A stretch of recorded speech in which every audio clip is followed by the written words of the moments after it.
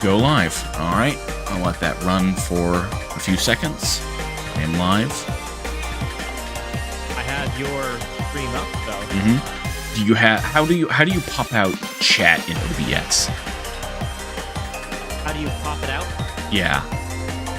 Or get it. It appears to have disappeared for me. So, are you using the chat widget, which is built into the YouTube Live control panel stuff? I mean, I can. That's what I would recommend, is this built-in thing.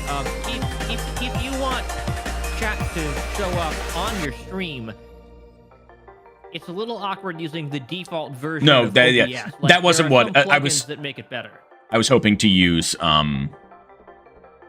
the what's it called? Use the chat built into OBS rather than the one built into YouTube, but it's whatever. They both work. Yeah. All right, let me get that set up. Oh, you need to be able to see this. Yes, I can watch your stream on mute, but there's probably a better way to handle this. Share my screen. That one. I don't need to go source. 1440 is enough. There you go. You can watch that. All right. And we're gonna see. I can position your avatar there next to mine. There we go. And let me take a drink, and then we'll go live. Awesome. Does it sound good for you? Yeah. Okay. How am I sounding? Good? You're sounding just fine. Awesome. All right. All right. Here we go. Hello, everybody. This is Nox, and I have brought a friend with me this time. First time in a while. Say hello. Hello, hello, hello. I have done a bunch of research for this live stream, and by research, I mean that I've watched about 500 different versions of Bad Apple on YouTube. There you go. And that's most of the plot, right? It is an excuse for music and hats. In a sense, right? yes. Maybe? This No? this game absolutely has an excuse plot. Okay. Um, My basic understanding of Touhou is that there are two humans. There's Reimu and there's Issa. there you go. And they fight crime. Usually like spiritual crimes. Correct. There are other humans. Okay. Sakuya is a human, and then a fairy. Koshi is not in this game. So, before anything else, I wanted you to take a wild guess. Do you think this is an official Touhou game? I think that most Touhou things are not official, so no. There you go. You're already in the right mindset.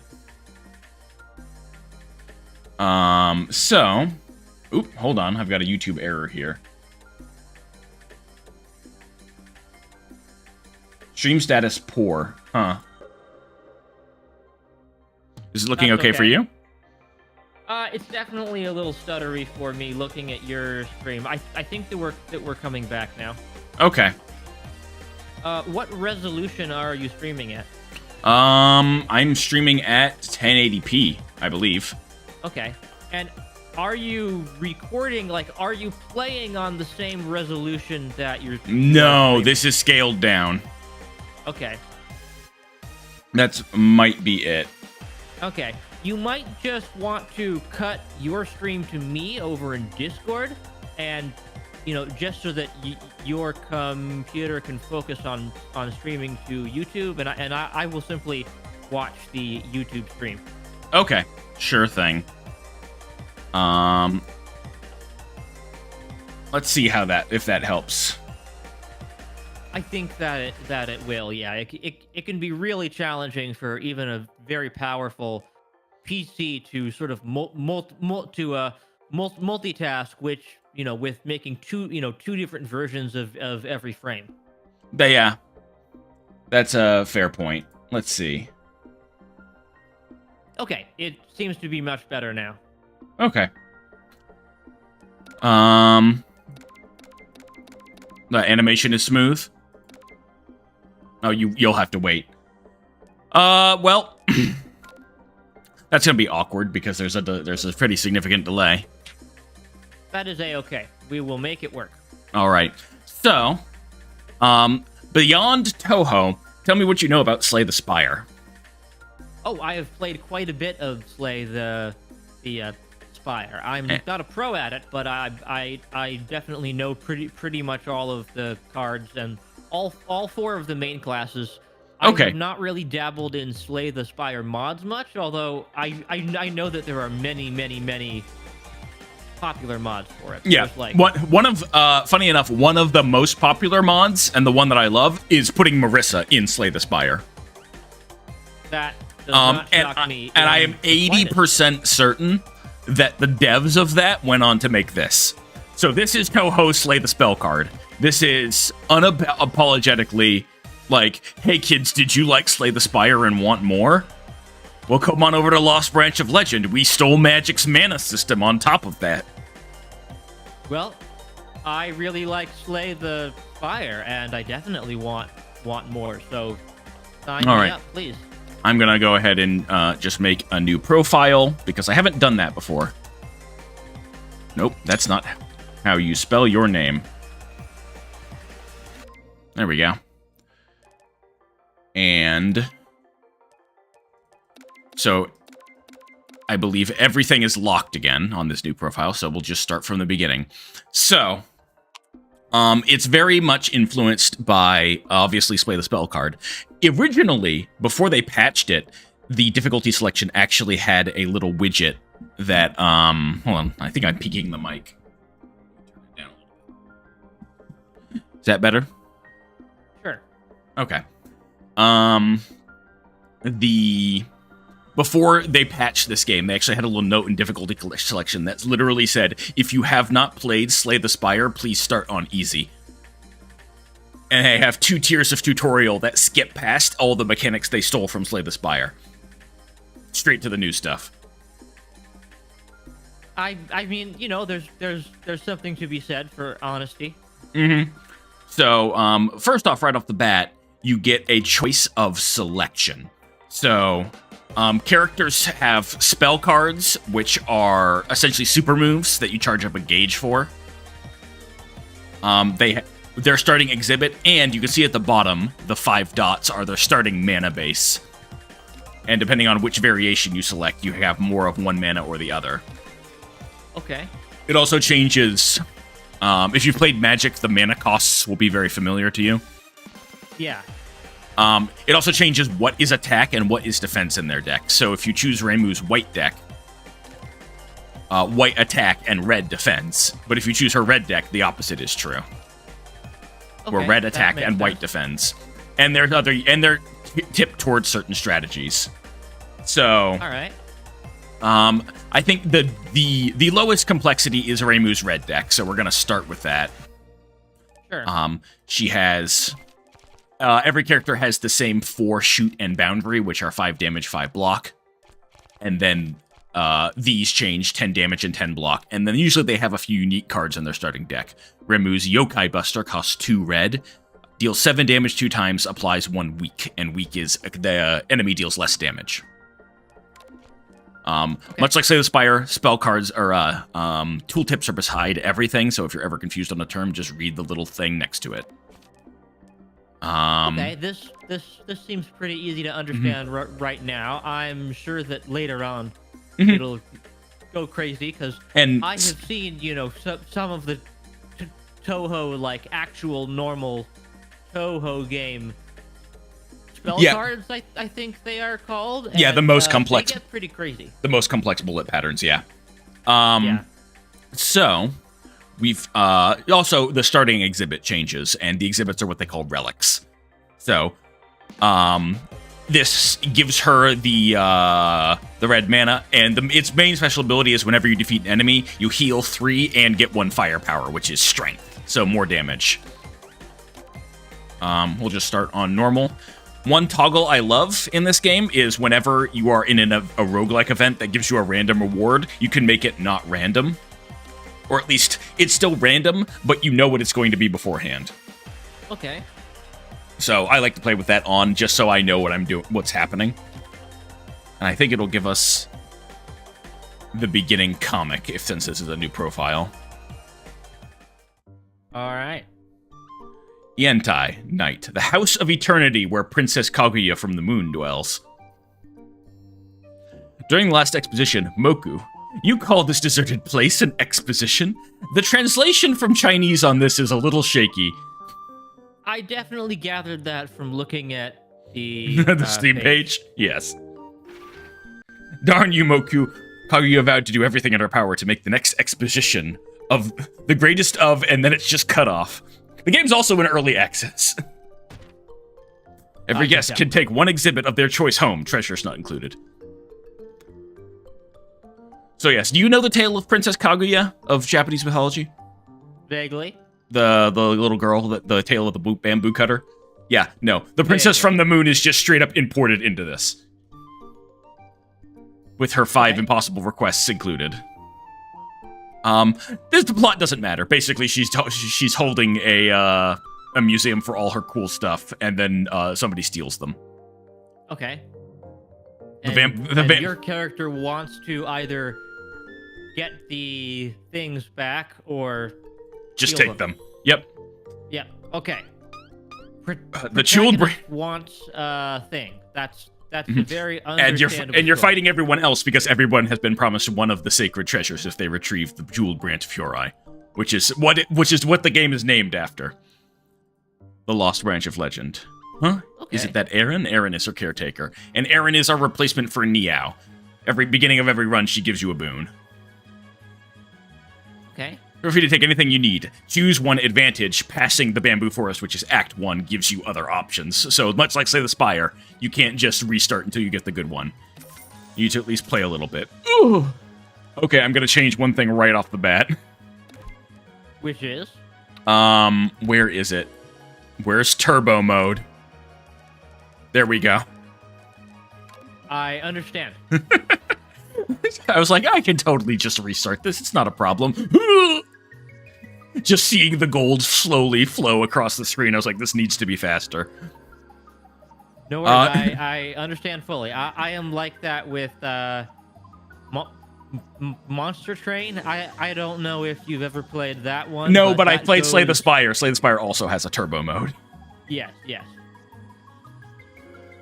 Funny background detail. Each character has starting gold. Remu's defining character trait is that she is poor. She's extremely poor. So, she has unique dialogue when she's given 100 gold, obtains 100 gold, and she carefully puts the huge sum of money into her skirt's pocket. There's another boon where you have to give up all your money, and it describes how she hands over her money with trembling fingers. Does her skirt have a pocket in it? Yes, because magic. Okay. Here's some medicine I've carefully prepared. Take a pill. You take the red pill or the blue pill. So either automatically gain full usage of your spell card, or 20 maximum life. So this is sort of like that boon you can get from Niao in Slay the Spire, where the first 3 enemy encounters have 1 health each. Yeah. This lets you breeze through early stuff. Yeah, but wouldn't I mean 20 maximum life sounds pretty good for the long term. Yep, it gets you up to 100. Exactly. Time to resolve the incident. So, also, as you level up your profile, you get more cards. So I'm excited to see what cards don't show up. So, this isn't as sprawling as Slay the Spire. It's very clearly locked into these little grids. There are pathways between them, but I don't know the differences in what the enemy icons mean. You know, I would not really call Slay the Spire very sprawling either. Like, but it's very irregular. Okay. This is there are four events and then one of the mid parts of the act where you either select the boss or have an encounter. Okay. But and the either gaps or bonfires where you rest, the shop, and an elite encounter. Elites give you more relics. So that's what we're gonna do. Fairies inhabit lots of Gensokyo. Oh, hello. Yeah, welcome to Lunar Capital Exposition. Try your best to find the lost branch of legend. If you've played other deck building games before, you can choose brief hints and only display hints about this game's unique mechanics. Sure, I'll do that. So, it explains basically the colored mana system, which they're even displayed in the proper Magic color order. Sure. You can float mana rather than it automatically being used, which makes X cost spells more versatile than in Slay the Spire, where it just uses all your energy. Block is the same. Barrier is different. Barrier is block that doesn't drain at end of turn. So you can use it, and it stays if it's not used. Okay, that sounds good. Spell cards sort of replace potions in that you charge them up and then use them for big, flashy attacks. Yes. So, we've got 16 damage incoming. I can take one. Or, I'll just block all of it.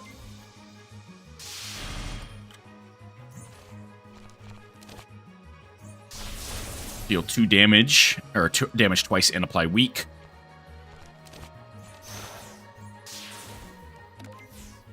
Ooh, the graphics here are quite nice. Mm-hmm. I understand. Empty draw pile. Yeah, the animations are quite fun. Yeah, now, obviously, you know, Slay the Spire is, you know, it kind of has its own art style, but it's definitely not flashy, right? No, it really feels like they never hired an artist and they just used that. Seeing as this is in progress, there are some cards that have developer art. And it is so great and so hilarious that they have added a toggle in the game to return the old developer art on certain cards.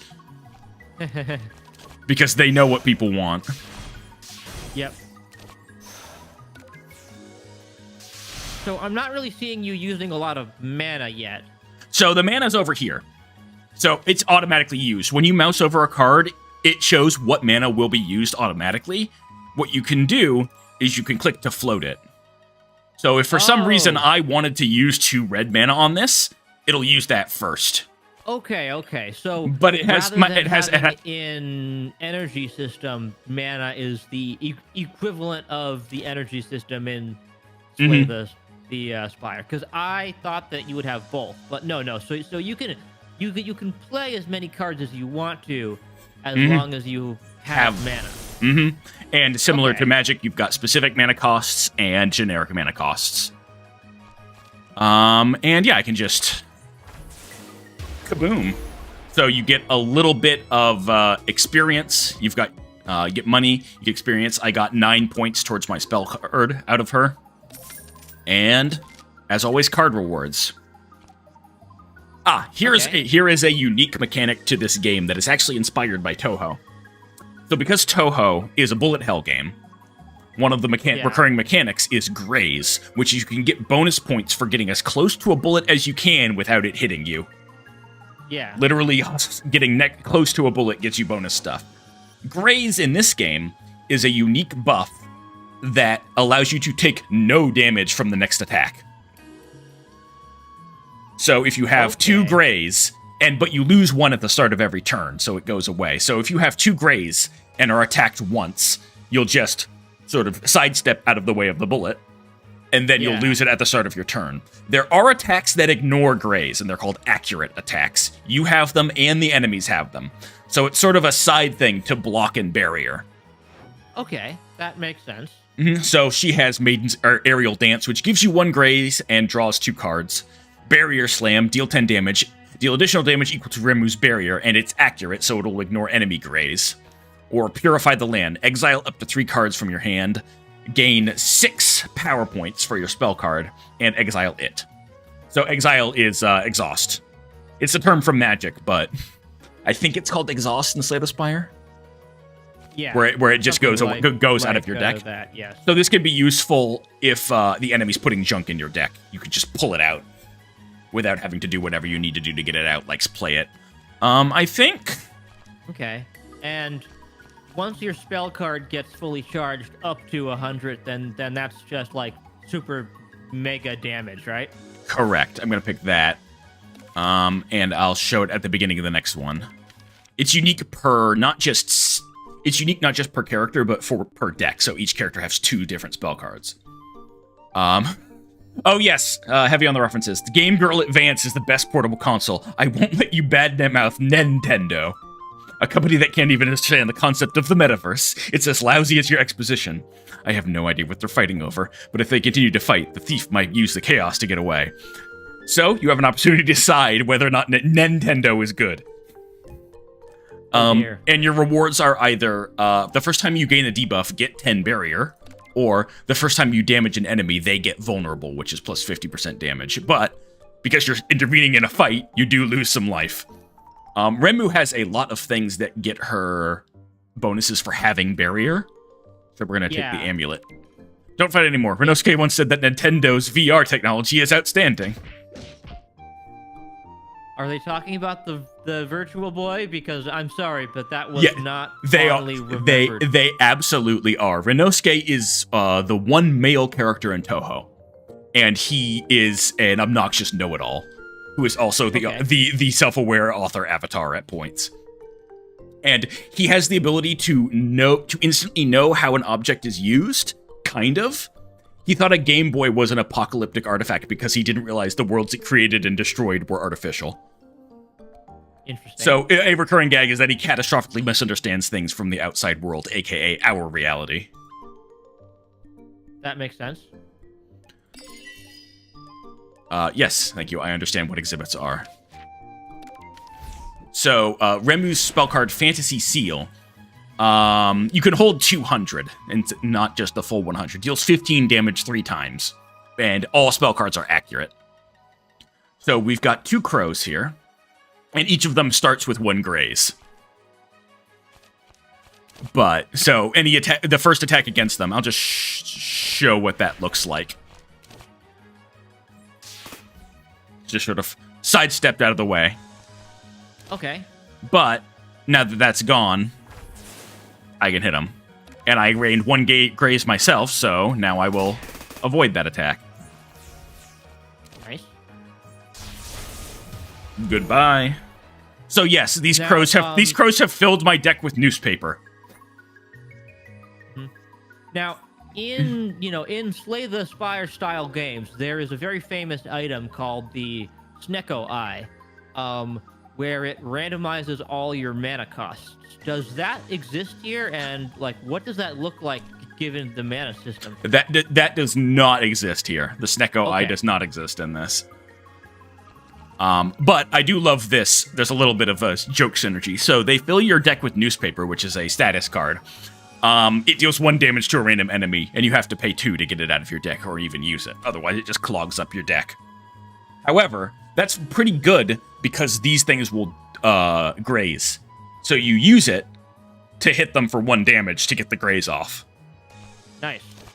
But we're not at the point where it's clogging our deck yet, so we don't need to. We can just play it smart. Damage. Just go for full murder time. Yep. All right.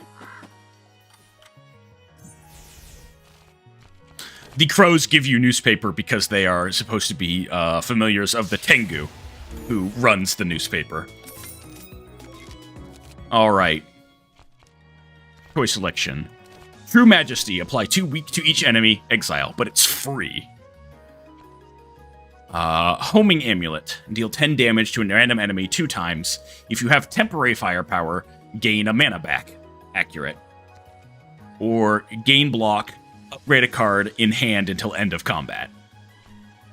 I think True Majesty is pretty good here, actually. Temporary Firepower and Temporary Spirit are the equivalents of, I don't know, was there temporary strength and dexterity in Slay the Spire? A little bit. Mostly with the rogue type. Right, character. Yes. I forget the name of the Silent of the class, but let's be blunt here. It is the rogue. I think she was called the Silent. Yes, the Silent has a lot of ways to get temporary buff. Yeah. So now we're fighting the 3 fairies, and they are a pain in the ass. Hopefully I had gotten something that hits all enemies by this point, but it is not to be. Well, couldn't you use your ultimate, or you just don't have enough? Yeah, I have 16. For it. If I had taken the other boon, I would definitely be using it here. Okay. But it is not to be, unfortunately. One moment. Well, I must say that all of the animations look quite good. Yeah. Okay. Weak. And then defense and more defense. I'll only take 1 damage here.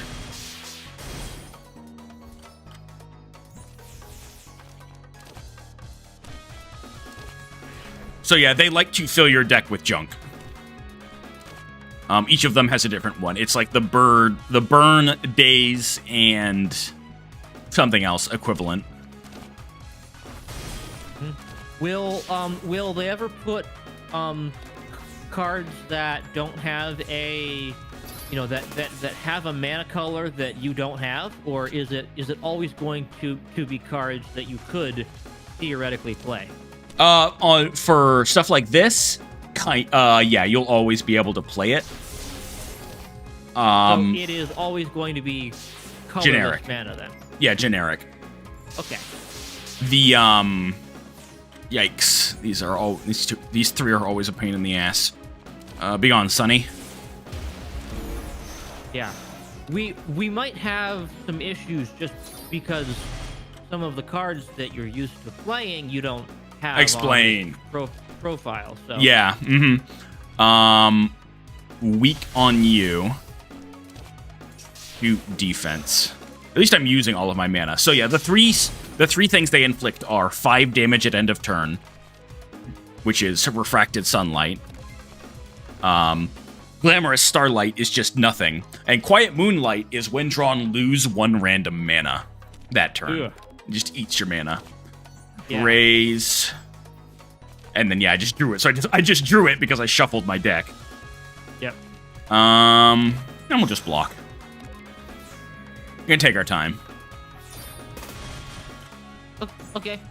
Do they get stronger when you kill one, or are you incentivized to just finish off one of the bad ones? They don't gradually get stronger. They just loop through patterns of adding stuff to your deck, and that becomes quite annoying. Put weak on you. But yeah, they do have enemies have spell cards as well, and they can do super attacks. So occasionally you'll want to finish one of the fairies off before they do that. Like earlier they each had 10 barrier, and I think that's Star Sapphire's ability. Okay. Goodbye. Goodbye. Hello. Just her. So this should be pretty simple. You are doing fine. I'm obviously a little bit behind because I'm watching the stream, but yeah. Yeah, I don't think she can do more than 10 damage in a turn, which means one of my blocks handles that. And I'm not getting more burns put in my deck because that's what Sunny does. And goodbye. Alright, so we got an exhibit. The exhibit is just a knife. Just a knife. By exhibit, you mean one of the relics, yes. One of the treasure items that is going to go up in your top bar. Yeah. What are those called, Slay the Spire? Are they just relics? I think that they're called relics, yeah. Okay. Increase the damage of basic attack cards. If the damage card has a base on a cost of 1, it deals 2 more damage. Otherwise, it deals 4 more damage. So the basic cards are all the stuff in my starting deck. Okay. Are there basic cards which can cost 0? No. Okay. So it's a tag you can see here on Shoot, Boundary, Hakurai Amulet, and Danmaku Protection. It has the basic tag. Okay. You would want to get rid of some of those cards. You would, and you can. But this increases their damage by 2 to 4. So They do a little bit more. Money, and we should get slightly better cards. Can Rage you Dance. upgrade cards here, like in Slay the Spire? You can, and it's also, so you can do it at Bonfire equivalent, and you can also do it at the store for money. Okay. We're gonna take Dragon Slaying Circle. So this is one of the ones that has that had developer art. So if you want, if you want, you can have the old art. It'll show up in just a second. Oop. I feel like stream's getting a little. It choppy. just dropped out for a second. That's very strange. Okay. Internet things are. Oh, okay. I suddenly see why people would want to keep that artwork. Yeah. No. It's all very funny. Yes, that is actually great. I love that. The new art is so gorgeous that I frequently use the old one. There's only one card that I use the developer art because it involves Sakuya driving a car at the enemy. But we're gonna take Dragon Slaying Circle because it's 3 mana, but it's 17 damage, 1 weak, and vulnerable. Yes. Which the is best defense is often a good offense. So. Yep. So we've got. So the first event in Act 1 is choosing which boss you will do. The final boss of Act 1 is one of the other player characters. So you can pick which one you want to fight, or you can get a little bit of extra juice for your spell card if you pick randomly. We're just gonna go for Marissa. Feels like Marissa Kosami might know something. Alright. So our boss is selected. Another round here. Is random safe? I mean, that seems to be fun. So here's the thing. One of the rewards from the boss is going to be their artifact, which allows you to add their cards to your deck. Okay, so going random is not that great if you're hunting for a specific thing, huh? Correct. And also, it's just kind of... I don't feel like doing it now. Let's see. So we've got rest or shop. We don't have that much gold, so I don't think we need to head to the shop. Random event. Oh, this event is awesome! The half-human, half-phantom, dual-wielding swordsman Yomu Konpaku. Yuko-sama wanted me to try a cuisine she had never tasted before. I'm not very confident, so I prepared two. Remu, could you please taste test for me before I deliver them to her? So she appears to have, the iced tricolor dongo, or Sardinia mooncake, which then appears to be pizza with dongo on top. So you can get a random multicolor card here, or you can get a curse and a awesome artifact that gives you upgrades 1 card in hand beginning of every turn. But that the Creeping Hunger sucks because whenever you play a card while it's in hand, you lose a life. So well, don't do that then. It's worth it. It's worth it. It's worth it. What if you upgrade most of your cards though? Wouldn't that kind of, is it like, because that's pretty normal for my runs in Slay the Spire, is I upgrade most things. Yes, and it does, but it doesn't upgrade them permanently. It's just for the match, for the game. Yep. There's a robbery. But once we get to a shop or an event, we'll pull that out first opportunity. Sure. Vengeful Spirits and the Sick Girl. Oh, well, there it is. First thing. Uh-oh. So here's what we're gonna do. So the Vengeful Spirits have a thing where, when they die, they deal a certain amount of damage to you. And if you don't kill them within their time limit, they explode and deal double the damage. So we're gonna get that one down.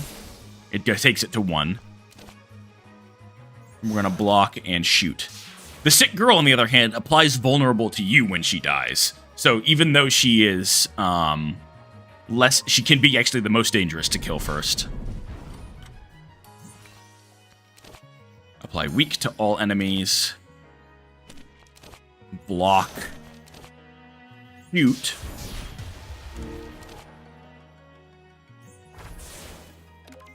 Yep, this is working out all right. And because she tried to apply a debuff to me, or she did apply a debuff to me, I got some barrier. That's nice. Remu's also really good as a starter because of her basic healing. Every time you kill an enemy, you get 3 health. Yeah, that's a pretty good starter card. Oh yeah, one of the things, so you can see the upgraded version. The basic cards lose their colored mana requirements when you upgrade them, in addition to doing more. Okay. So it makes them so upgrading them randomly is useful because it allows you more flexibility and to be gone. How easy is it to get more mana? You get one more mana at the end of every act. Unlike Slay the Spire, there's no downside. Everything they offer you as end of act rewards gives you 1 more mana. It can give you off colors. Remu's cards are primarily in red and white because those are her colors, but she does have unique black, blue, and green cards that you can only get after Act 1 if you get a different color. Talisman Protection, Orb of Duality, or Full Moon Howl. So yeah. Full Moon Howl sounds cool. I don't know what it actually does. Apply 3 temporary firepower down and 1 vulnerable to every enemy, which is pretty good. That does sound really tempting. Mm-hmm. Both of these are things that do thing once, and then they add another card to your hand. That's something that Remu can do quite a bit of. So 10 block, and then you get a special card that's 1 for 10 block that you can keep later. Or yin-yang orbs. Lots of things in Remu's deck add yin-yang orbs, which is 2 for 2 damage or 8 damage and 8 barrier. Okay. And they're accurate, and you get to keep them. So I don't think this is a yin-yang orb run. Full Moon Howl is just generally useful. Do I want to drink tea or upgrade at the Gap? So yes, I pretty much always go for the upgrades. I don't know if if that's ever really the right choice, but I just kind of love to upgrade all of my cards. Since you have that relic, which will auto upgrade some of them for you, maybe it's not quite as important. Let me check the map here. Yeah, no, I think we've got a pretty easy. Well, we got a boss ahead, so I think I'm just gonna heal, and then we'll do a mini boss. Oh, hello, Aya. The truth behind tonight's disturbance at the Anti, brought to you by Bunbun Maru News. She is the nosy reporter of the setting. So Aya's unique thing is 1, she fills your deck with newspapers, and 2, she gates 1 graze every turn. So she is a pain to deal with.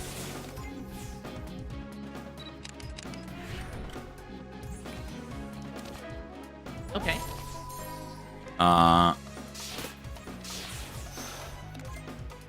But we've applied a lot of weak to her, so let's see. Oh yes.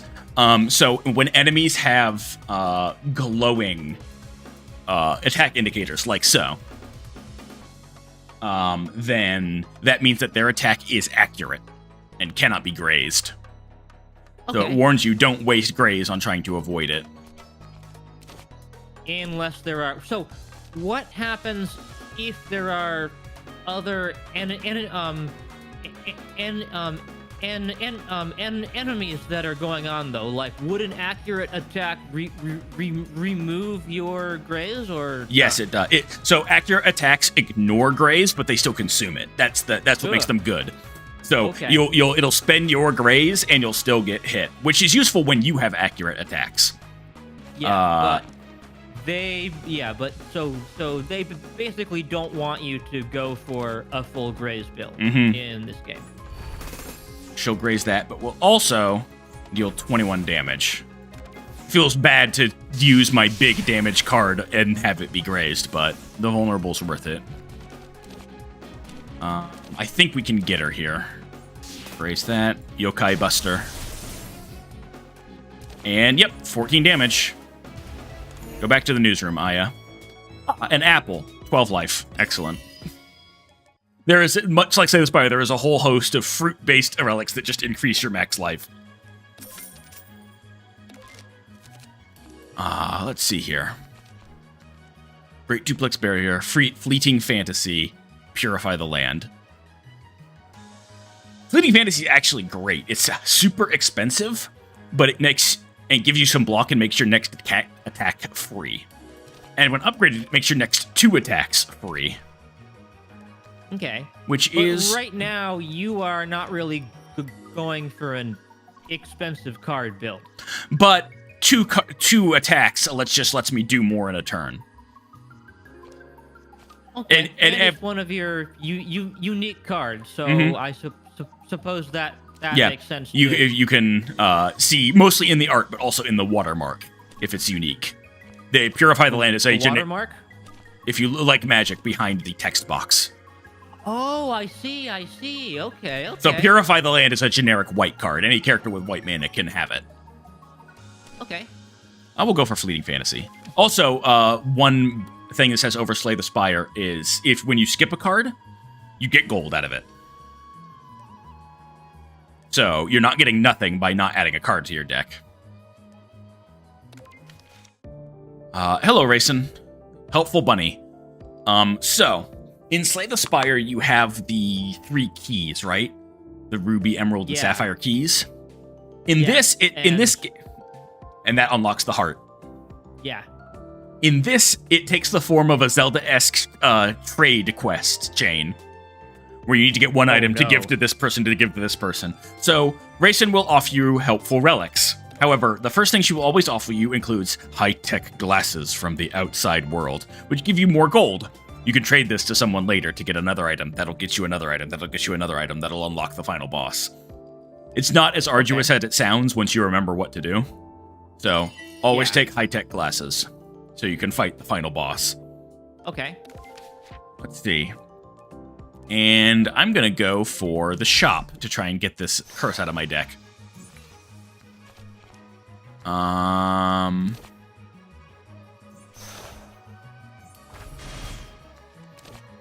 Boy, she starts with so much barrier. Jeez. Yes. So she does. You're talking about stuff you can't play. This fairy does, in fact, add a black card to my deck. If I have black mana, I can get rid of it. But if I don't, I just have to take the penalty. Yeah. And will you get the opportunity to add a black mana at the end of this act, then? Yes. Okay. But it's not added permanently. It is a status. So the statuses are for this battle. Misfortunes are permanently. So at end of battle, this darker residue will just disappear. But it's in my deck now for this. So Fleeting Fantasy into Dragon Slaying Circle, into Barrier, into Weak.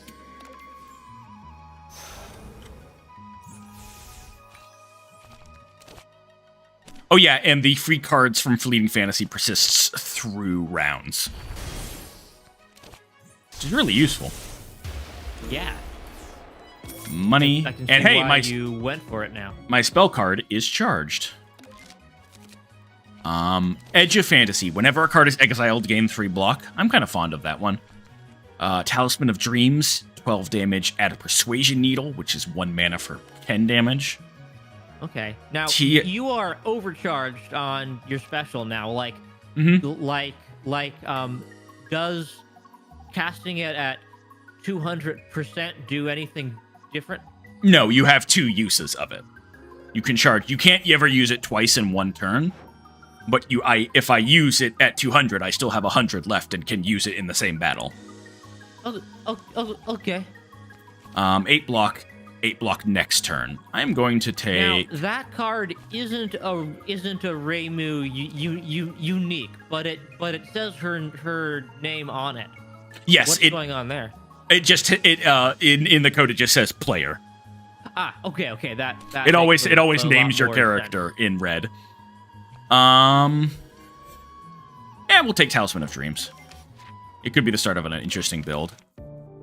Eternity Larva, the butterfly god, / maybe just a fairy with an inflated sense of ego. Upgrade a card, lose a life, remove a card from the library. I'll take that. Please pull that. For 1 life, I will pull that out of my deck.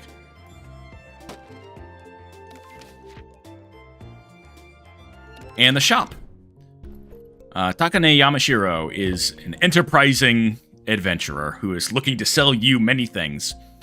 Here's an actually interesting twist on what Slay the Spire does. So remember colorless cards? Yes. Now, because we are talking about Magic, something being colorless is pretty normal, right? Mm-hmm. Yes, but the colorless cards that the shopkeeper always had in Slay the Spire. So those have sort of been combined with potions.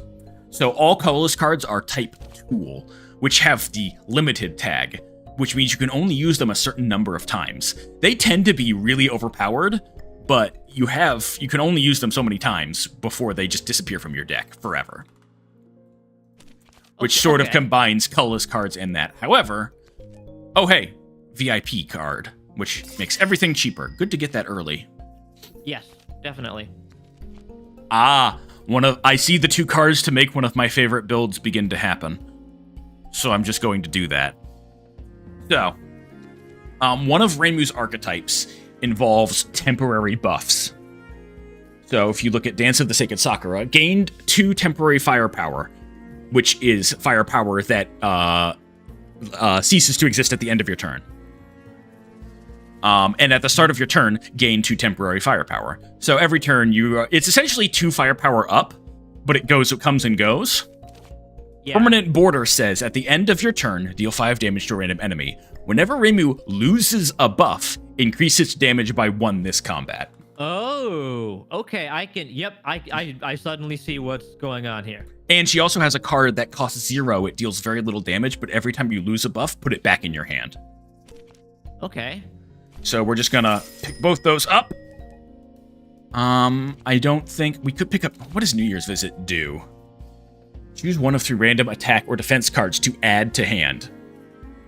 Gain 2 firepower if it's attack, or 2 spirit if its defense is chosen.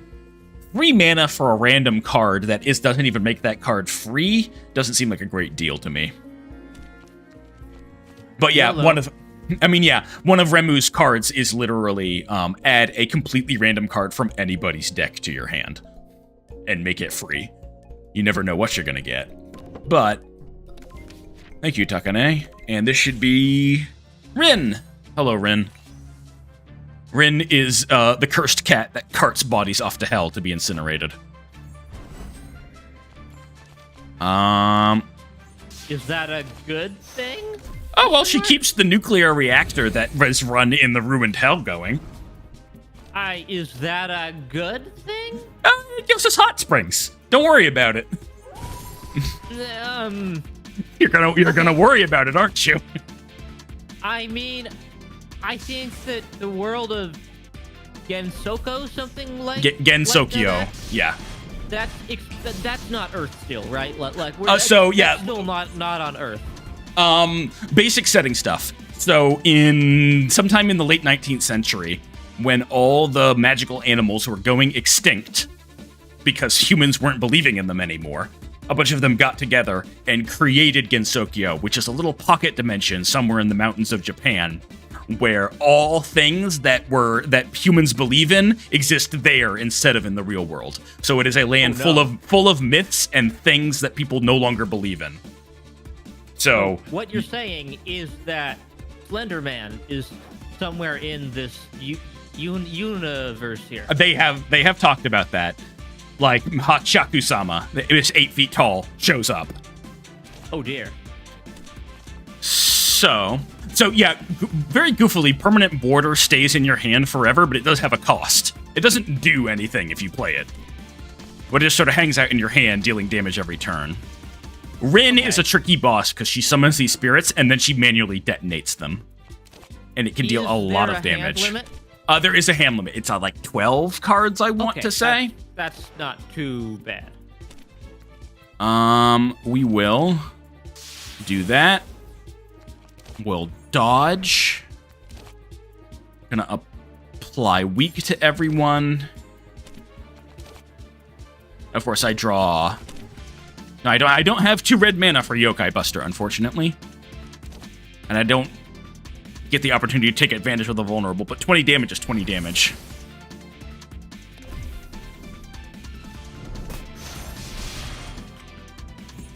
I think I can get her this turn. 21 damage there. And 15 damage there. Oh, that was painless. Normally, Rin's a real pain in the ass. Money.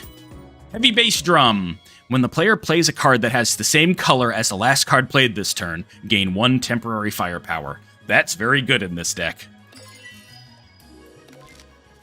Yep. Do I want a second permanent border? Sure. I mean, what's the worst that could happen? You can go up to 12 cards, right? Yeah. What do I want to upgrade permanently here? I think I want to permanently... So, when I have the thing that upgrades a card randomly every turn, that upgrading is a bit subjective. But, upgrading here makes sure that it will always be upgraded, and you want that for the most important cards. Dragon Slaying Circle gets 2 vulnerable, which means that the enemy will still have vulnerable next turn. Which is useful for a 3-cost card, because sometimes I can play it and then can't do anything else. Dialogue work in progress. Okay. Please look forward to the story mode update. By the way, you're not the one who stole the branch, are you? It's a pity that someone beat me to the punch. The kleptomantic magician Marissa. All right. Hang on, isn't that your main ally? Like, yeah. Like, aren't they sort of the They're the Ryu and Ken of this game. Duo? They are, okay. But it's a free for all. Everyone's trying to get to the branch first. Okay, based on my limited understanding of Touhou, this is unlikely, but... They fight in 8. And every fighting game, because that's just the way the fighting games work. Yeah. But... Okay. I mean, Touhou is one of those things where there's constant misunderstandings, so that everyone has an excuse to fight. Sort of like superhero comics, in a crossover. Okay. Where it's like, oh man, you did the thing, didn't... Literally, the excuse for them to fight in Touhou 8 is that they each think the other one is responsible for what's going on. And then after a brief fight, they're like, oh no, never mind. I love that. Power of friendship style deal. Yeah, I love that idle animation where she pulls out a potion, shakes it, and then throws it away, and like a cat yelps. Let's see.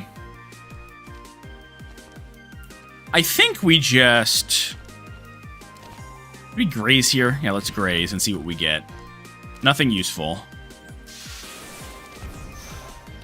Oh, yes. So her unique power is Might Makes Right. Marissa's firepower will never be lower than Reimu's. So every time you boost your own firepower, she gets some as well. Oh, you might be in a spot of trouble then.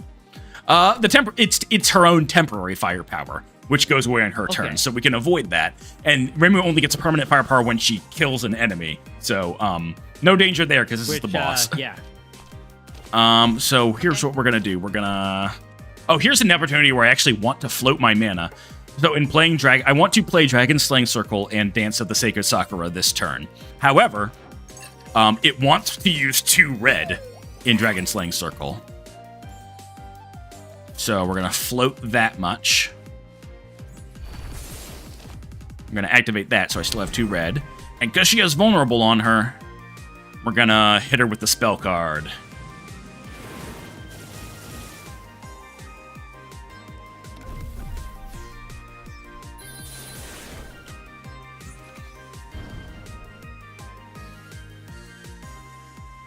There we go. All right. You know, seeing the animations like this has suddenly made me realize that Touhou is basically Dragon Ball Z. Oh, absolutely. It's very like what if Shonen Battle frills, but everybody had a lacy dress on. Yes. Do people go Super Saiyan? No. Okay. Reimu's hair never turns blonde? No, it does not. Okay. Because in the actual fiction, Reimu's already the most powerful person, and she invented the spell card system so that other people would have a chance. That's an element of the early fiction that Zune has not really followed up on, but it's still technically canon. Sort of like if you remember the shaky days of what was canon in League of Legends and what wasn't. You mean like Always. the entire history of League of Legends?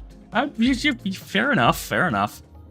Okay, so yep, now we get one of the shining relics, each of which gives you mana. So, Beautiful Plate adds white to the mana base. At the start of the player's first turn each combat, upgrade 3 random cards in hand. We can get Marissa's Mini Hakero, which is her magical furnace. Adds red to the mana base. Cards unique to Marissa are added to the card pool.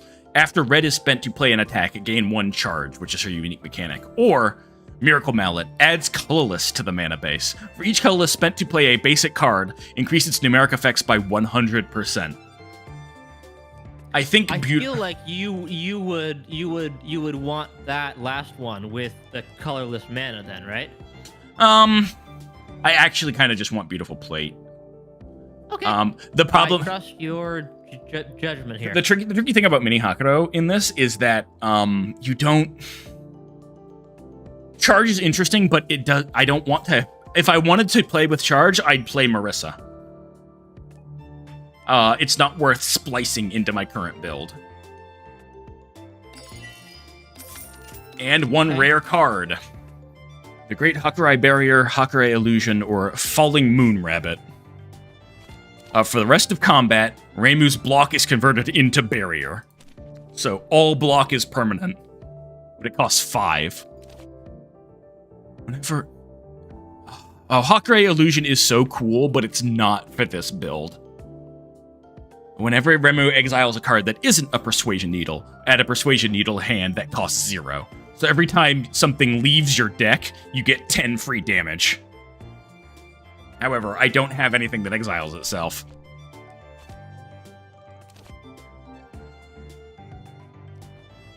So Flawless Maybe is... you can get something later?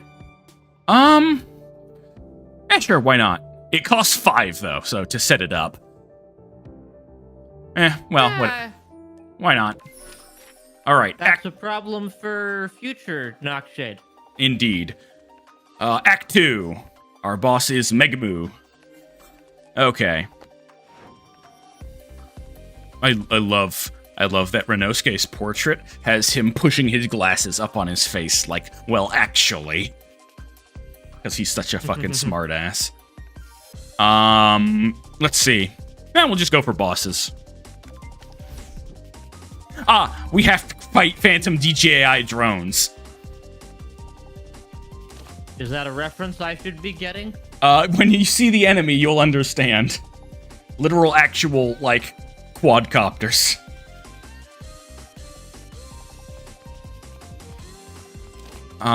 So yeah, the Kappa are very good at technology. And, they have invented drones. Amazing. And they have the equivalent of Artifact, which is, negates the next debuff. Okay. Purifiers are annoying because they convert your mana to colorless mana, so we're gonna try and... Nuke him down? Yep, and we can do it. We can get rid of him in 1 turn. And because he wasn't even because the other one isn't attacking, I don't even have to block. Nice.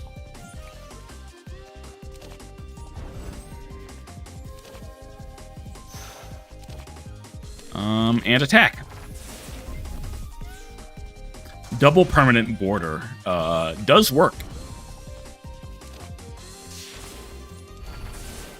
Goodbye. All right, what do we got here? Talisman of Dreams or Slice of Life. Gain 4 life. Convert Memu's block to barrier. Exile. Now I have to take a look at this because it might work with my other big card I just got because it exiles itself. Also, that's just a decent card. Yeah. 1 mana for 4 healing and occasionally getting to keep your big chunk of block. Pretty good. Yeah. You might have noticed that I am guilty of the criminal. Love Go ahead. armor builds in Slay the Spire, so. Yeah. You might have noticed I am guilty of the criminal sin of always taking cards. This game is a lot more. I don't really think that that's a big issue. It's necessary for higher levels of Slay the Spire. This game is a lot more forgiving of just like taking whatever. Those of you who know, yes, and you know, I normally don't make it to higher levels than Slay the Spire, so perhaps I'm not a trustworthy person. Fair enough. So choose 5 basic cards to upgrade, remove a non-basic card from the library, or choose 3 basic cards to transform into common cards, lose 21 maximum life. Let's just do the this one, and choose all of my cards to get rid of their mana costs. That works. Yeah. It's a decent event. Yeah, that's pretty solid. Ah, the Drowned Girl. Drowned Girl is annoying. Ah, didn't pay attention to my mana.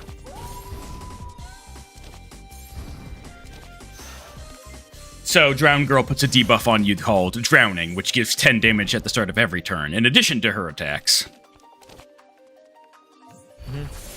It is a little weird how your character has so much more animation than the basic enemy here. Like, I understand why they do it that way, but she also, is literally just up, down, up, down. Yeah, she is a JPEG.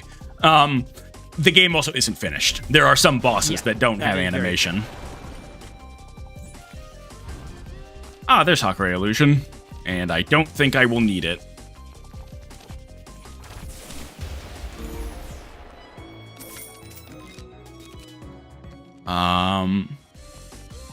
Ooh, Indiscriminate Ignition is fun, but not in this build. I think I might shift over into Yin Yang Orbs, because they exile themselves. And who's our boss? Kokoro. Let's see. What do I want to do here?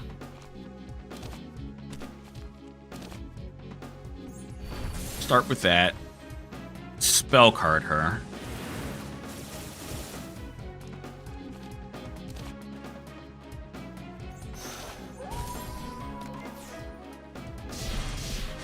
So yeah, she is a yokai known as a Mainreki, which is essentially an emotion elemental.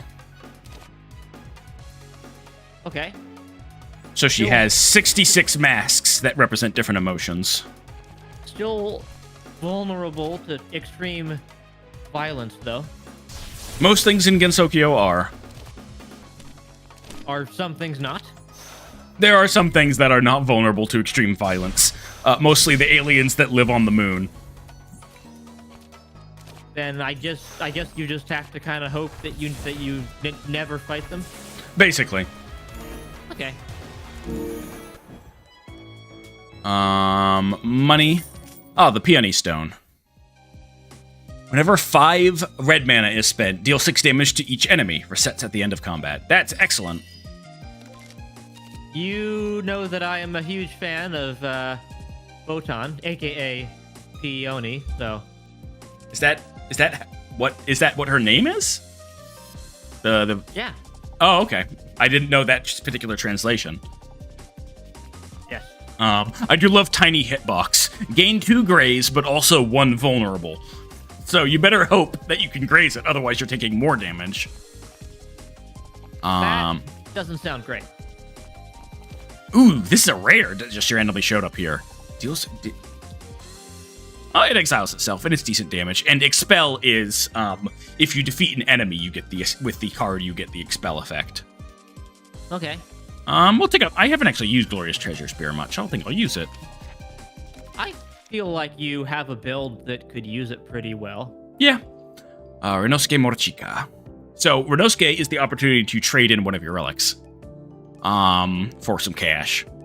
Yeah, and you do have quite a few relics. Like, usually, in a Play the Fire playthrough, you would not have this many relics by this point. No, you can really, really stock up. Is there a limit? No. But the final boss does have an event that will make you regret it if you get too much. If you rely on your massive amount of relics too much. Okay. I actually want both of these. This is the thing that gives me barrier when I'm debuffed, and this is the great upgrading one. So I'm just not going to do it. But even if I don't pay him, he sees the high-tech glasses and wants them. Ah, okay. And he gives you a game console from the outside world. Great. How's this square box supposed to help? I feel like I got scammed. So, tell me, when you get to this point in the stream, tell me if this reminds you of anything.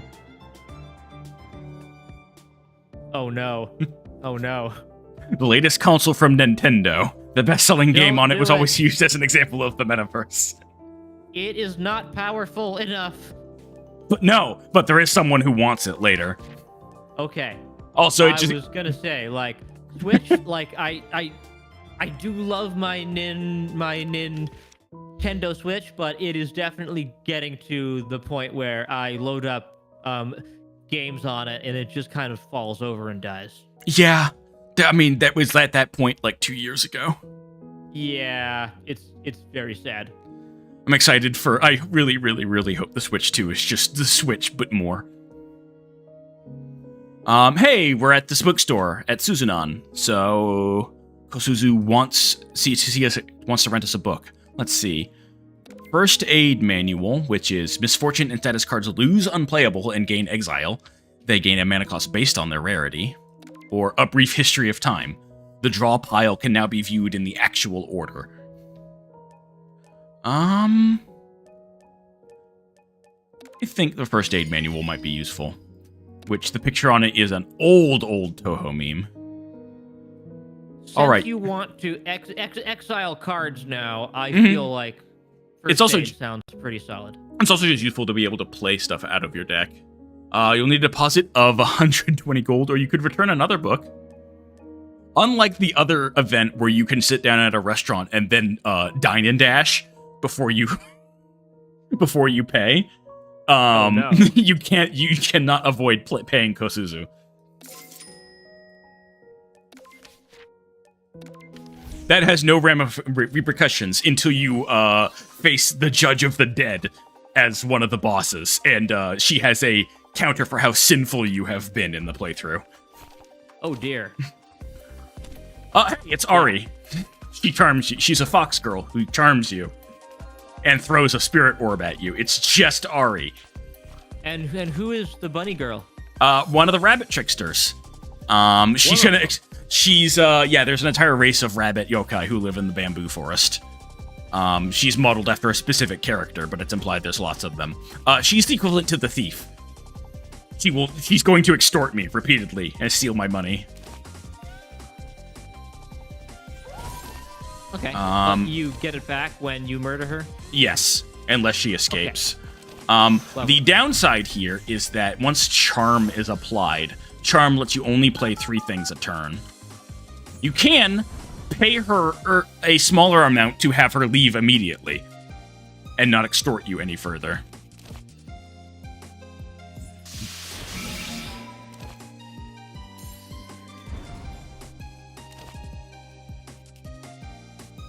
I feel like we're a little low on money right now. So yeah. Is it safe to just quickly go for the rabbit girl? I think we can. I think we can, quote unquote, get her. There we go.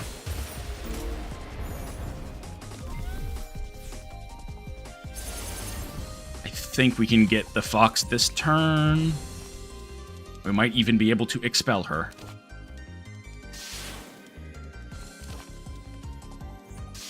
Yeah.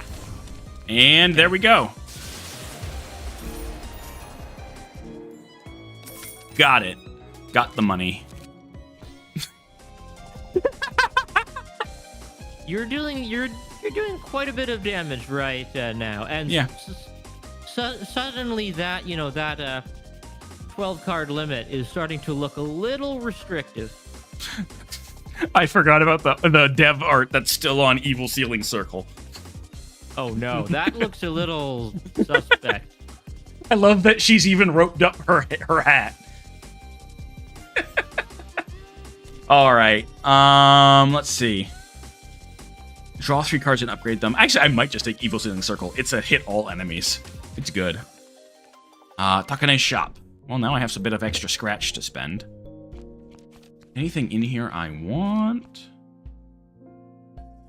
Exterminate. I haven't quite caught up to the shop screen yet.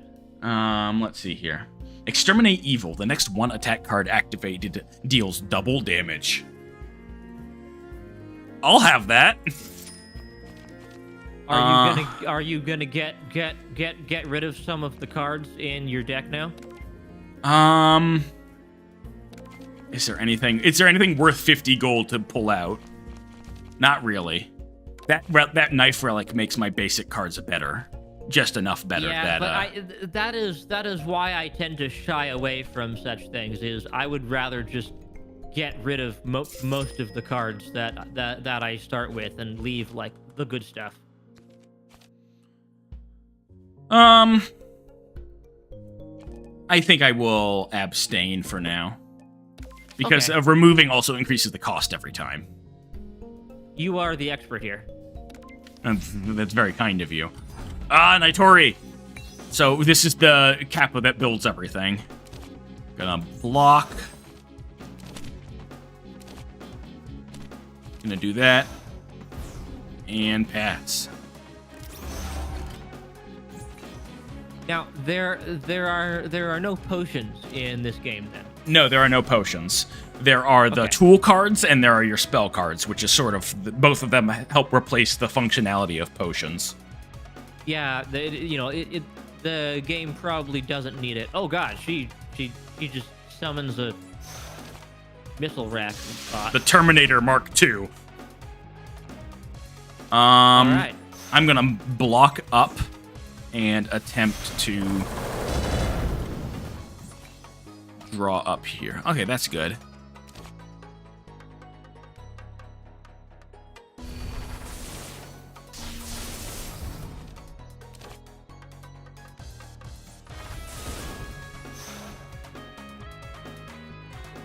So far, you're doing quite well. Obviously, this is sort of the level 1 quote unquote easy run, right? Yeah, but I don't think that I don't think the numbers are once you get into like higher tier runs, then this kind of a stomp would not be as common. Correct. But it's also not. They don't juice the numbers in your favor for your first run. This is just a run, but Remu is also a very rock solid character. I'll just do that. Okay. Well, there it is. If I just do that.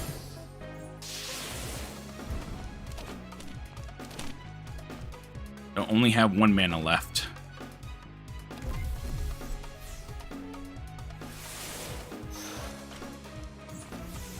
I'm dealing over 20 damage at the end of every turn, so I think I'm doing all right. Yeah. Yeah, there we go. The drone and Naitori can both repair the drone, so you can't sit around forever on those. I think that you're doing fine on the actual damage front. I think this is the first time I'm actually going to skip. This is part of a fun cycle, the trumpet solo, but I don't think I need any of these. Yeah, it's probably not part of your build. Well, Dance of the Sacred Sakura was in there a second time, but more than one of those isn't great. Also, I don't need it as much because the heavy bass drum gives me temp firepower every turn. And Permanent Border doesn't care about how much buffs I lose, just that I lose buffs. Okay, and what does the Mask of Hope do? The Mask of Hope, whenever Reimu plays 3 attack cards in a turn, you get 10 power points, which is your spell card currency. Pretty easy. Mm-hmm. Magic Guide, and Raisin is here every act to give you a choice between 2 relics. So either the Spider Lily, which is whenever an enemy is defeated, get red, or Magic Guidebook. 1 acquired, choose 1 of 3 random neutral rare cards to add to the library. So just get, essentially, a boss pick of cards. Mm-hmm. I think we're gonna do that one. Dreadful Raging Waves is rad as hell. 1 and a red. Deal 7 damage 2 times to each enemy. If you have temporary firepower, do it again. For 3 times. Oh my. Which I'm going to have a lot of. Thanks a lot, but why aren't you going after the culprit yourself? Well, there are some special circumstances on my end who'd pay me for the overtime. That's fair. I don't think I need to pay. I'll just stop by the bonfire. The best dressed character in all of Touhou, Hector Lapis Lazuli. After my research, I found that see him soon. see her. Only one male character. Only one male. Should have known. I should have known. She is literal goddess of the underworld, and she dresses like she works at Hot Topic. And she is offering me a free idol shirt. Wow. Okay. That's not her normal shirt. Very strange. That's not her normal shirt. Her normal shirt says "Welcome" and then a blood splatter, and then hell. Like I love New York, but instead of a heart, it's just a blood splatter. After my research, I found that Kaguya-chan is hospitable and different from other moon people. Come on, let's support her together so you can get an idol t-shirt. At the start of combat, the player gains 2 max health, and then gains 2 lock-on, which lock-on is more damage by 1 against you. So if you're willing to take more damage, you can get max life every combat. Or you can get the large one. Gamer medium. Sadly, there's no different. The flavor text is wearing this. You receive sideways glances from people around you, making you more shameless. Let's get the large one. Free. I'll have one and make it large. Okay. So people see you wearing it and they don't like you, but you become bold. That's very accurate. Can I do that? Then do that. And now I have 3 temp firepower, so this should basically wipe the board.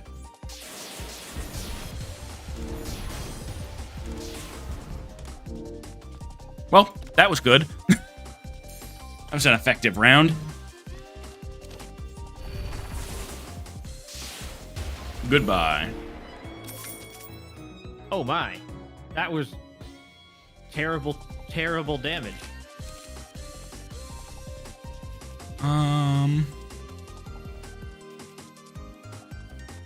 One of the other fun things is JPEG. She's transparent, so I might say PNG. I'm also just noticing in the background, after I'm selecting the cards, the very simple visual effect they made to create the waterfall. Can you see it? It's just shifting it slightly. Bit, yeah. Now that's building a game on a budget, baby. I understand. I'm no stranger to programmer art. Just heal up.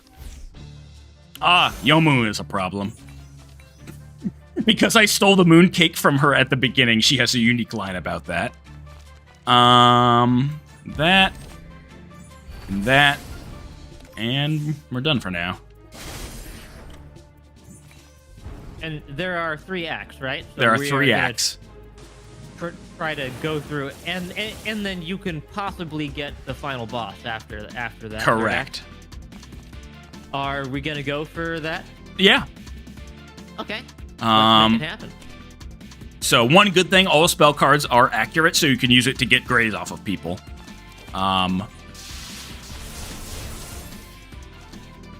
So one fun thing about Reimu is you talked about removing all the chaff from your deck. That's something she can do in combat for benefit, because she has several things that will exile other cards from your hand. And that can be statuses, or it could just be the stuff that you wish you could remove for money, and you could do it for benefit instead. Okay. Can I get her this turn? I don't believe that I can.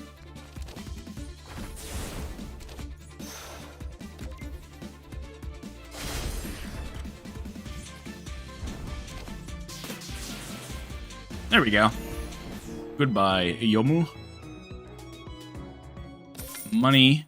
The Hyoto Mask. Whenever the player gains plays 3 attack cards in a turn, gain 5 block.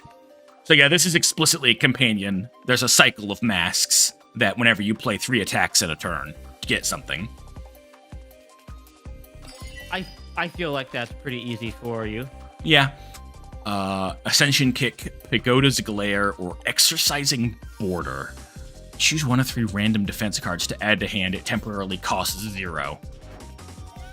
You know, Reimu has a bunch of these. I think I want those. And also they exile themselves, so that's helpful. Okay. A Gap. I don't need to heal. I want to upgrade. What do I want to upgrade? Reduces in cost. More damage. Yeah, I think I'll do Dreadful Raging Waves. And Megumu. Izunamoru, who is boss of the Tengu. One of the bosses. She's always business-minded, which is why she hands you the card Bribery at the beginning. If you pay 80 gold, she'll go easier on you this combat. Amazing. Which is to say, at 80 life, she will say, "Oh no, I am defeated," and leave. I will take Hakure Illusion. The flavor text is very funny there. You think being rich makes you so great? Then that'll go easy. That you'll go easy on me? You're absolutely correct. Yes. Total accuracy. She, besides that mechanic, she is a very straightforward boss. She deals a lot of damage.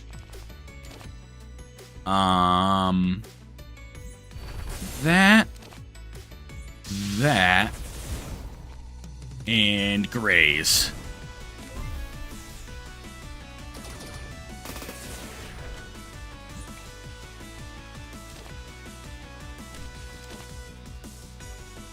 Block, damage. 23 block covers that. I missed the mod you could get for Slay the Spire where it flattened out the incoming damage you got and gave you one big number. So you didn't have to do math. That's the point, though. That's why we play these games, is for math. Maybe you play them for math. I play them for big number. I don't need Apparently math for big number. You play them for having a load of relics that would make any Slay the Spire player faint. This is a little high for this game, but it's not too high, considering what this game is like. Block. Block. Attack. Attack. I forgot that the multiple Persuasion Needles will trigger Heavy Bass Drum and give me 1 more firepower every time. That's nice. Yeah. There's a commenter here saying that it only blocks part of multiple hits. The Grays? Oh, welcome. No, I don't know what 10x Creatura is referring to. Weak. Block. Dreadful Raging Waves.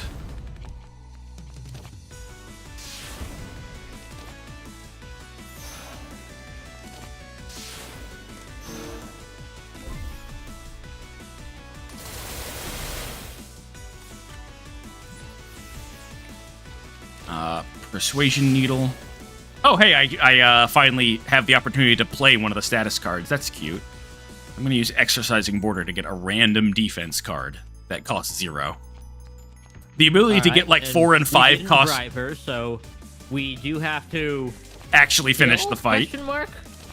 No, nobody, really literally nobody dies in Touhou. Don't worry about it. When Remu talks about... I'm not even sure if it's possible, given that you're in the... In world, Chapter 25 of Forbidden Scrollery, Remu does actually kill a character. It's a manga original character, so don't worry. Okay. But someone dies. Manga written by Zune? Yeah, he writes all of them. Okay. Slay the Spire, 10x, Slay the Spire does not have the barrier mechanic. It has block, but barrier is essentially block that doesn't disappear. I think it has more stuff like Metallicize and Fortify, where you get a certain amount of block every turn, if I'm remembering correctly. There are a couple of cards which will let you retain block, but not every character has access to. Yeah, it's not a system-wide mechanic like this. Yeah. So our options for Shining Relic are Great Tengu's Barley Rice, adds white to the mana base. After each combat, the player gains 20 power, so you can use your spell card way more. The Bottled Soul adds black to the mana base. Defeated enemies no longer drop power. For each power that would have dropped, get 3 gold instead. Ooh. Or the Astronomical Telescope adds blue to the mana base. At the start of each player's first turn, add 2 Astrologies to hand. And Astrologies are 0-cost cards where you scry 3 and draw 1. Scry is not quite directly imported from Magic the Gathering, but it's pretty close. It's look at the top 3 and then put any number of them into your graveyard, which is a little closer to Surveil, if I'm recalling correctly. Let's diversify. Let's pick up the telescope so I can get some blue in my mana base. Okay. And will you then be eligible to buy blue cards at the shop? Yes, but it will only be blue cards with, at most, a single blue mana pip. You can only play things that you can cast. Trace on, or more, well... I understood that reference. Yes.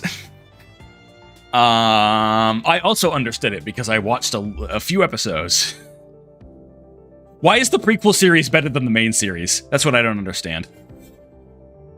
Because of the studio that made the main series. Oh, okay. That's basically why is it was Studio Dean during a phase where, and they've gotten a little better lately, but they were not known as like a super high quality studio at the time. And they did Unlimited Blade Works? No. Ufotable did the Unlimited Blade Works series, and that one looks great. Yeah, but I'm talking about Unlimited Blade Works versus Fate Zero. I found Fate Zero to be way more fun. Unlimited Blade Works, because it is the second route in a visual novel, it is assuming that you've already either seen seen sort of the base route done by Studio Dean, or that you've actually played the visual novel, which is a big ask in this modern age. Is it possible to legally purchase Unlimited Blade Works in America?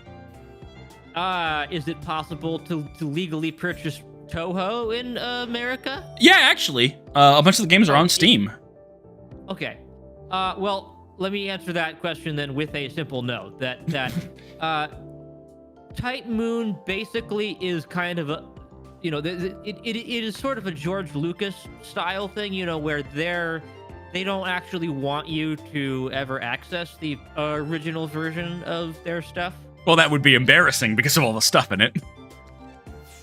Yes, exactly. So they just kind of sweep it under the rug, and if you're looking for a solid entry point into the universe, you just don't have one. Watch Fate Zero, I guess. I mean, not that that's really a solid entry point, but like, it's probably the best that you can do, just as the first like Fate thing to ever watch.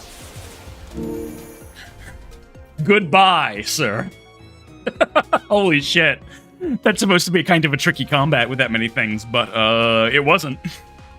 Well, you have a lot of things which are dealing damage to every enemy, so... Correct. Oh, wow. Oh, yeah. Okay. That was probably not legal. Insofar much as this universe has a functioning legal system. Yeah.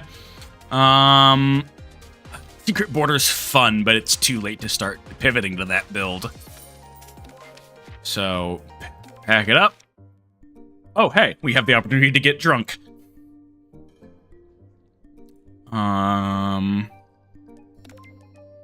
Fortune drunk or... Oh, hey, yeah.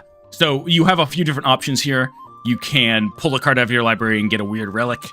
You can get a ton of gold, but also get a terrible, two terrible misfortunes in your deck. Or you could fight a random group of enemies and get an exhibit. So we're going to be doing that because the exhibit that they're going to give me is the second life. The ability to try one more time after you die.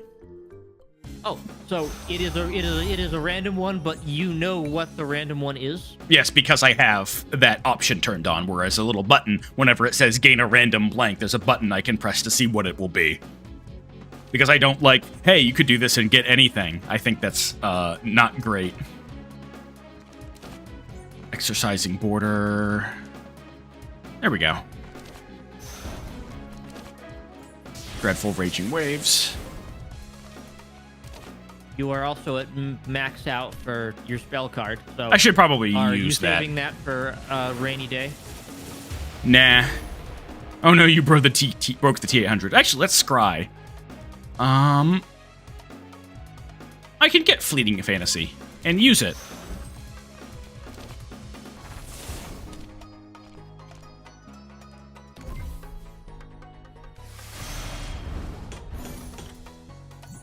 So the Kappa have an annoying debuff where they take half damage on like their first turn. It makes it a little tricky to properly fight them. Oh no, not winning the entire fight in two turns. Listen, it's tough out here, okay? Okay. And I just wasted that card because one of my relics killed them before the attack went off. Whatever. Got the Ultramarine Orb Elixir.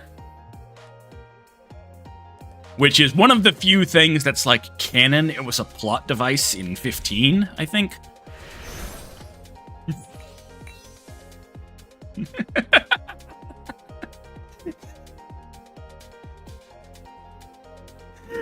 Sorry about that, Danax. Didn't quite know what you were talking about. Weak to all enemies. So yes, the Crow Tengu is annoying because she has the ability Apex Speeder. After playing the first card each turn, she deals 6 damage to you. The instant you try to do anything, she smacks you. Okay. And I think I'm actually going to blow Fantasy Seal on her because she's got 2 grays, and she constantly buffs her allies with grays. What's on top of total evasion? Question mark. Total. Oh no. That is not something which she currently has. It is something which she will have. Yes, the total evasion is give grays to both her and the crows. Yeah, that's her next move. Okay, so then murder time. Begone, thought. I don't know if I would classify her using such language, but sure. A gentleman as always, Hector. I try. Oh, if I just do this and get the gold.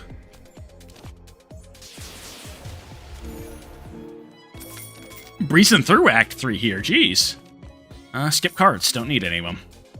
Who's the boss? The ever wonderful... Do you want to know what this character's name is? Hang on, I'm not there yet. Yeah, a moment for the peanut gallery. I'll have to figure out how to get around that. Yeah, Tanax, I started a new profile and it was slow, and I cringed. It was like, ooh, oh, it's so slow. I need it faster. I understand. This is how these games work. Yeah, this character's name is Clown Piece. I mean, I suppose that's accurate based on the artwork here. Yeah. So the best part is she is not American. But wait, what? She's not American. Then what is she? She's from hell. So she's from Touhou-15, which is about hell invading the moon.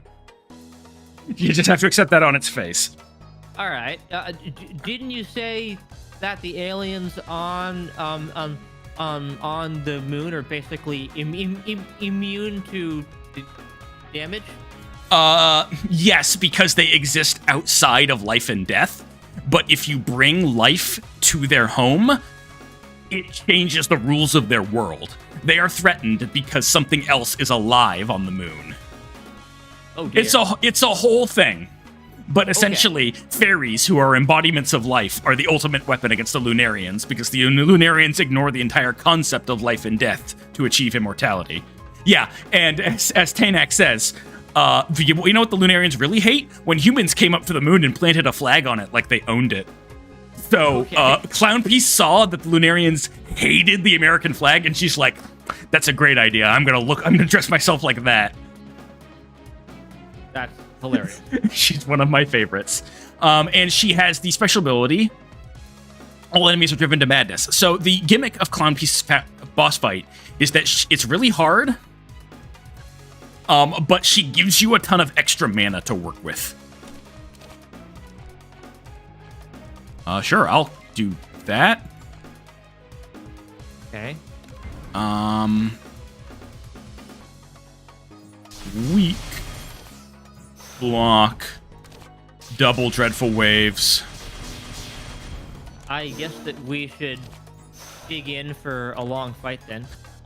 Much like other things, you don't have to defeat the little fairies. You can just go after Clown Piece.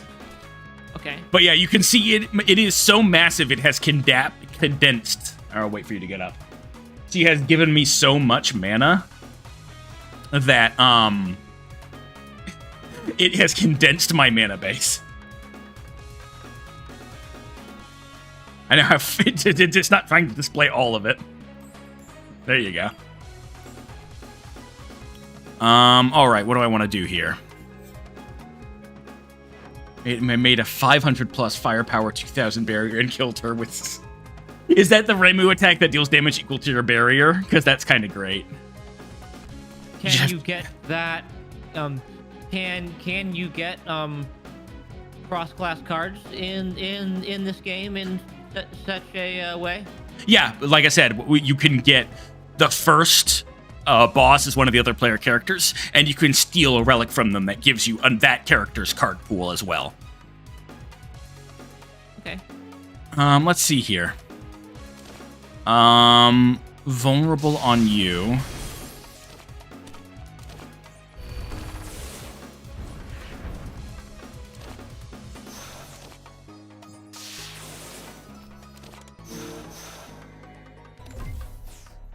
Sadly, Permanent Water isn't doing much this game because it's random people.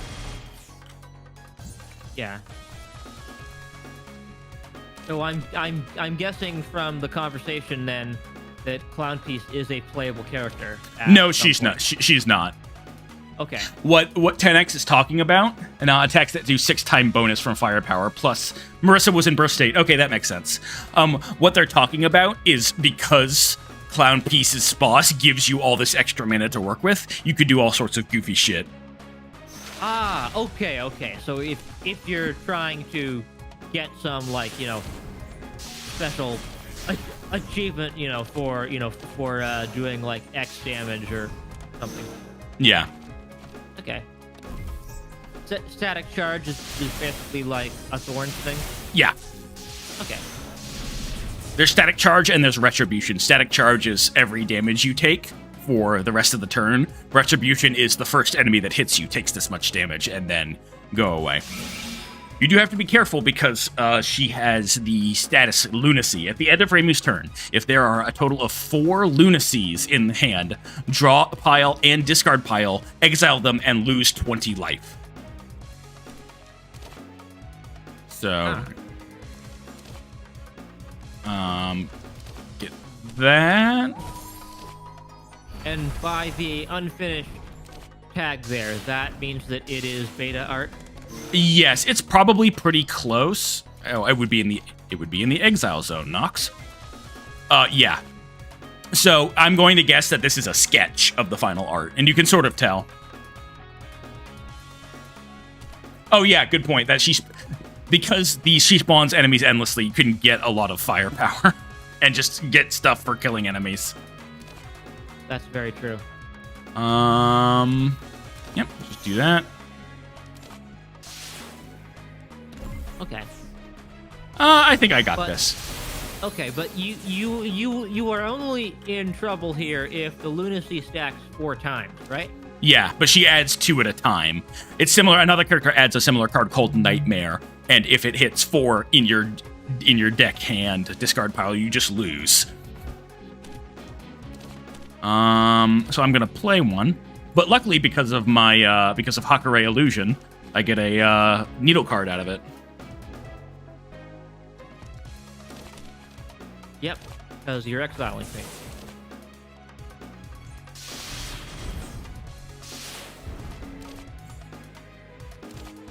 Got it. And bizarrely, those fairies that just explode at the end count as killing enemies. Strangely. All right. The bicycle. Whenever an attack card is added to the library, upgrade it. Excellent.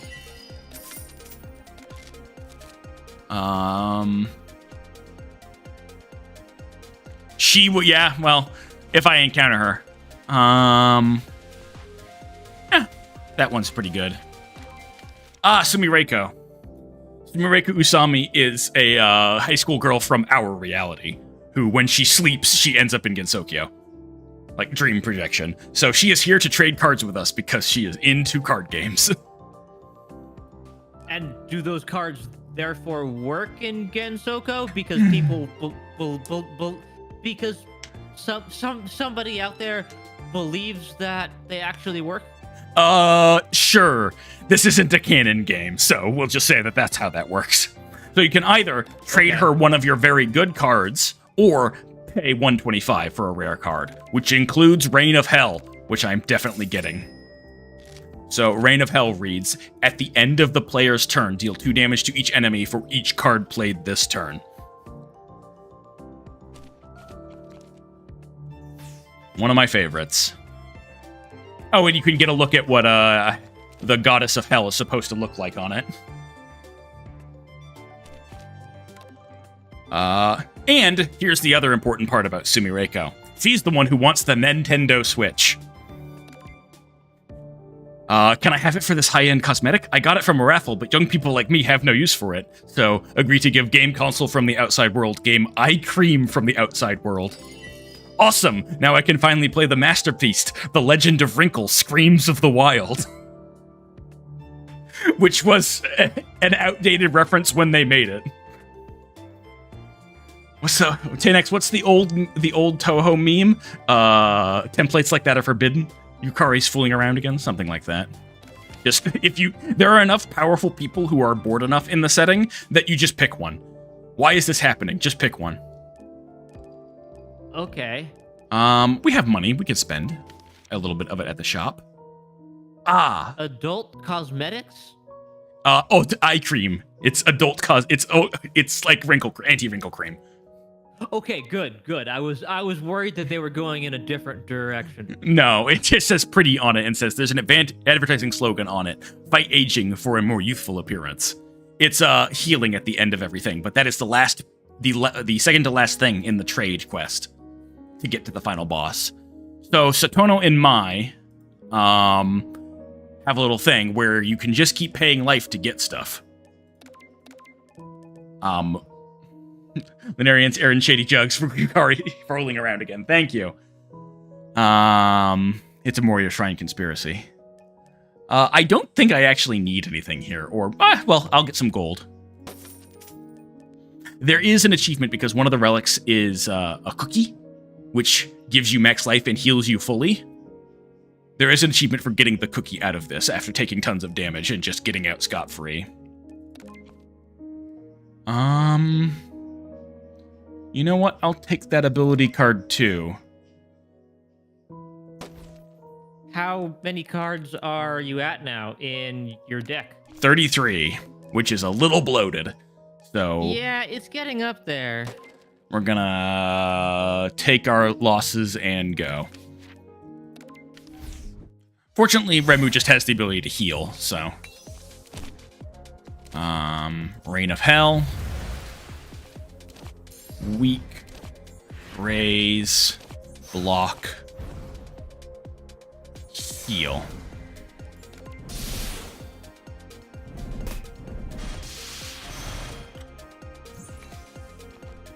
The problem with the Cookie Doors achievement, Tainax, is that it's an Act 3 only, which makes it a pain in the ass to try and do runs specifically for it.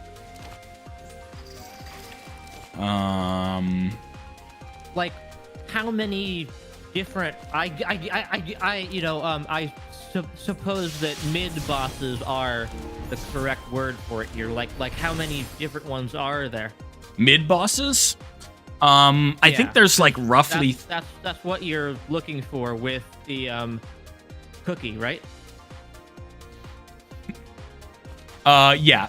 Yeah, I noticed their artwork. The more damage you take, they get more and more menacing expressions, but I don't know if that actually relates to anything.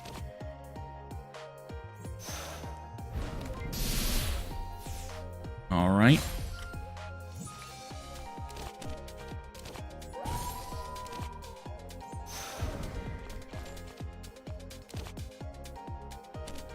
Got that. Just hit her, I guess. Yeah, there's 3 mid-bosses in every area, but I don't know if there's more than 3, like, in the pool. Act 1 definitely only has the same 3 mid-bosses every time. But I don't know if there's more in the game, like more Act 2 ones. Yeah, and those 2 are a random event, not a boss fight. Correct. Okay. Let's see. Well, it still seems like you're doing pretty well here. Yeah, this run's actually going fairly well. You run into one of those instant death things. That, and there we go. Didn't even need the full thing. Oh, hey, it's available from the thing I paid life for earlier. Don't need anything here. What's at the shop?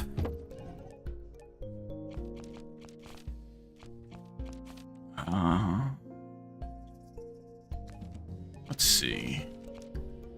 Honeywell Front is actually pretty cool. So, it gives you 0 block and deals 0 damage. But while it's in hand, whenever another card is played, its damage and block increases to match what you do there. So it's a nice round ender. I'll take the Copter. That gives me 1 graze every 3 turns. And we'll take that. Let's see. And an elite. Ah, here she is, the judge.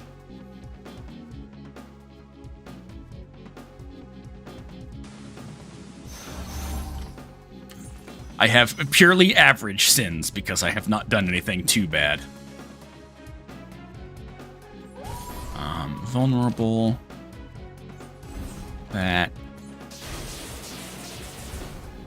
It's a good start.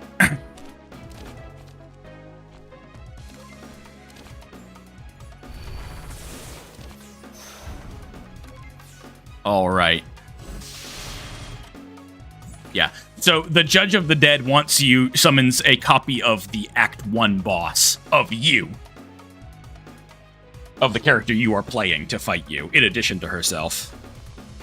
So every playable character has a boss version? Yes, and it's the final boss of Act 1. Okay, so that's probably not a huge challenge then, in and of itself. In Act 3, alongside another boss of similar caliber, it can get out of control, but there's nothing too bad about it. I think that you can just level to Super Saiyan these things, right? Yeah. Yeah, it was about to overflow there. Go for, oh dear, what's the Nanoha ability? Final Spark. You mean Marissa? Or is that what it's called in Nanoha as well? Because I know Nanoha involves large lasers. One came first here. Because Marissa has Master Spark, and then she eventually made Final Spark.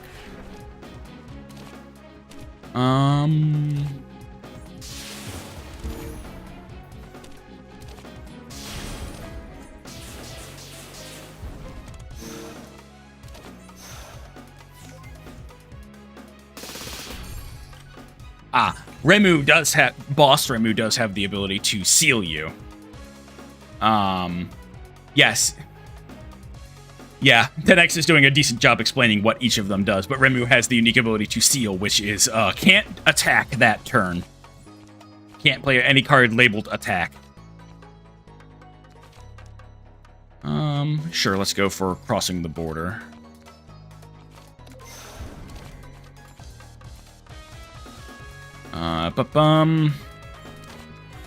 Do that as well.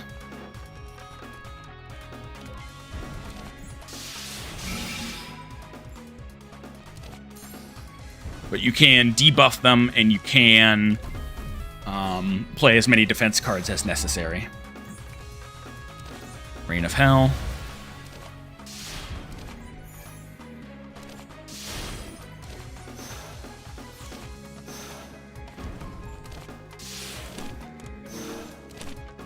I think that's enough to kill her. Nope, not quite. All right.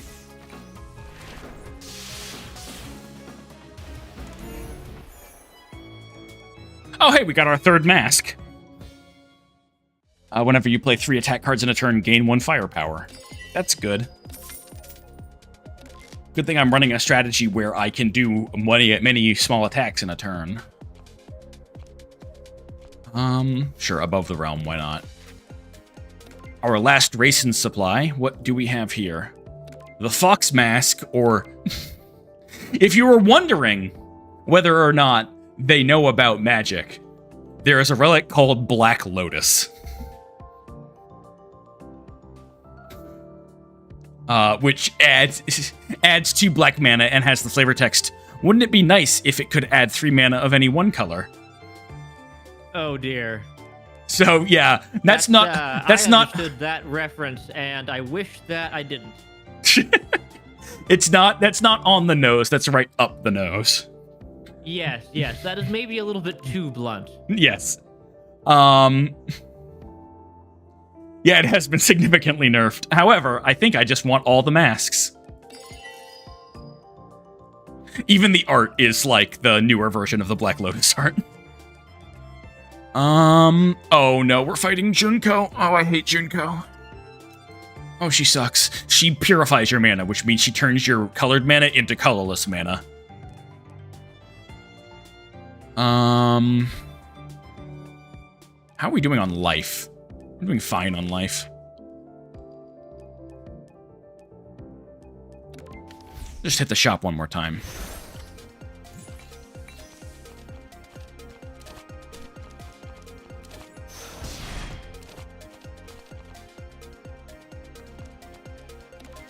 All right. You have officially hit Relic Overflow. Sure have.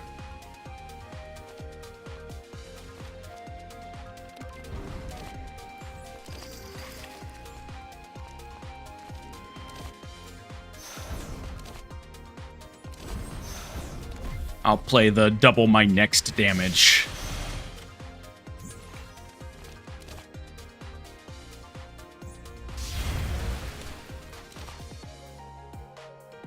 They're both dodging so much. If Yeah, I can afford to spell card here to get rid of the grays. And that. Then that. Farewell.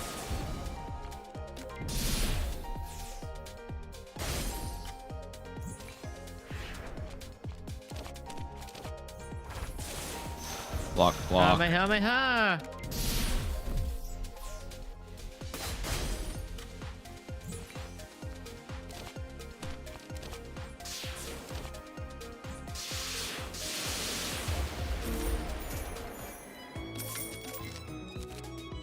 I'm also getting a little extra healing from eye cream from the outside world.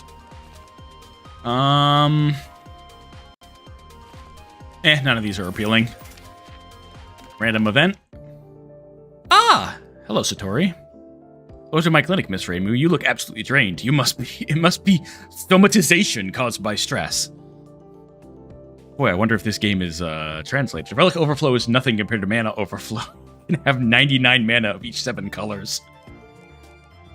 Do you just win when that happens? I mean, well, the problem is you can't, there are circumstances where you have too much mana and not enough cards. I think I'm good on cards, actually. I don't think I need to add anything. I'm just going to ask her to heal me.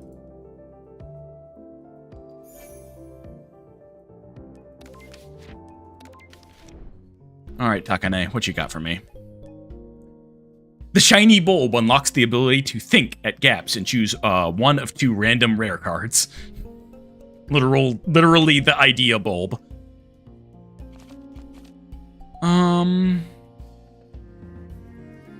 Silver pocket watch is good. Another true majesty. Yeah, there is that green thing that just gives you more mana every single turn. What was the ability to think there? The shiny bulb, yes. The ability to think. Listen. Isn't that something that you have by default? Or are you not able to think? There is a character who is unable to think in this game. She's going to be the 5th playable character.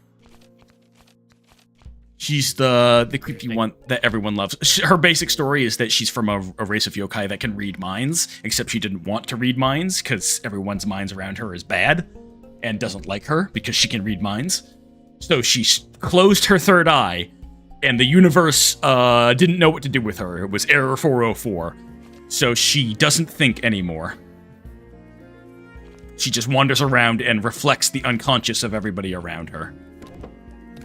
That sounds a little terrifying. It is. She's very often played as a creepy character. Here she is, Doremi. Doremi Sleep, the ruler of dreams. She also doesn't have any animation at the moment, so she's just a JPEG. Let's see if I can get this sorted. All right.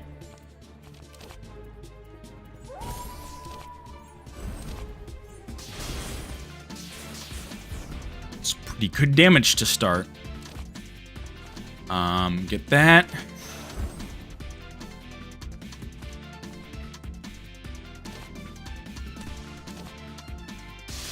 Damage. That. Alright. Listen, Tanax, the ruler of dreams does not get to sleep on the job, no matter what anybody says.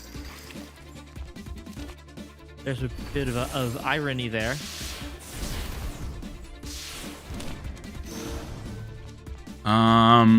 Sure.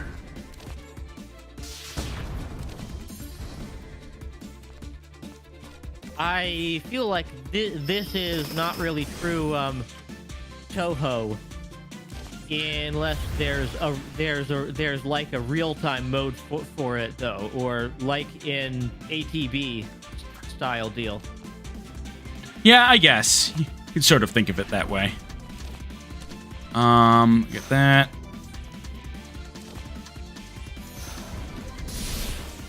Yeah, I do love... So, if the longer you don't wake up Dorame, she goes deeper and deeper into dream levels and becomes more powerful. And in case you were wondering, the icon to represent this is a tiny top.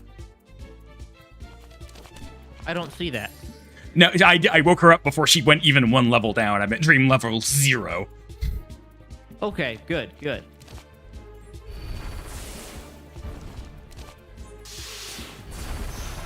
You are definitely starting to pause more on your turns, so I can tell that you're starting to kind of crunch some numbers.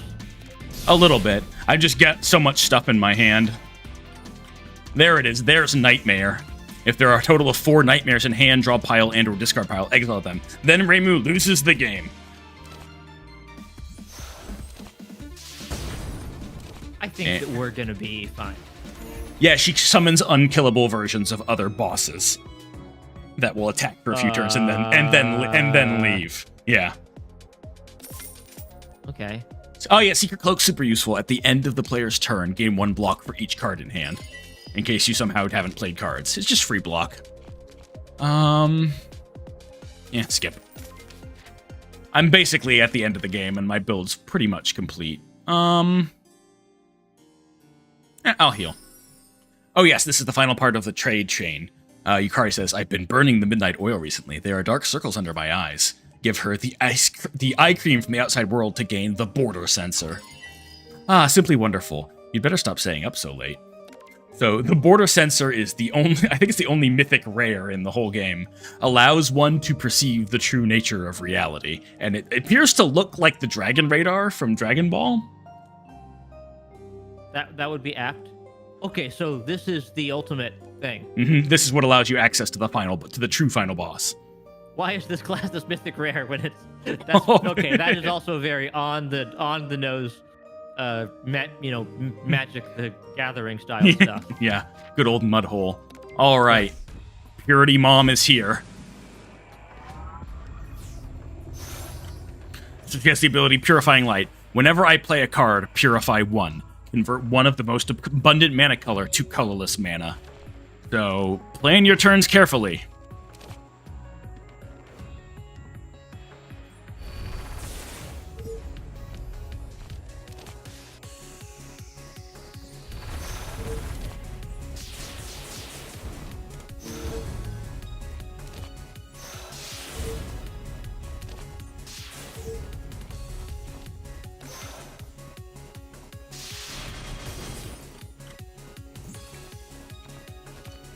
If you're curious, Junko is the one who led the assault on the moon by the fairies, because she has a grudge against the goddess of the moon.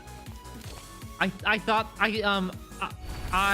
that the assault on the moon was from hell. Or yes. Are the fairies from hell?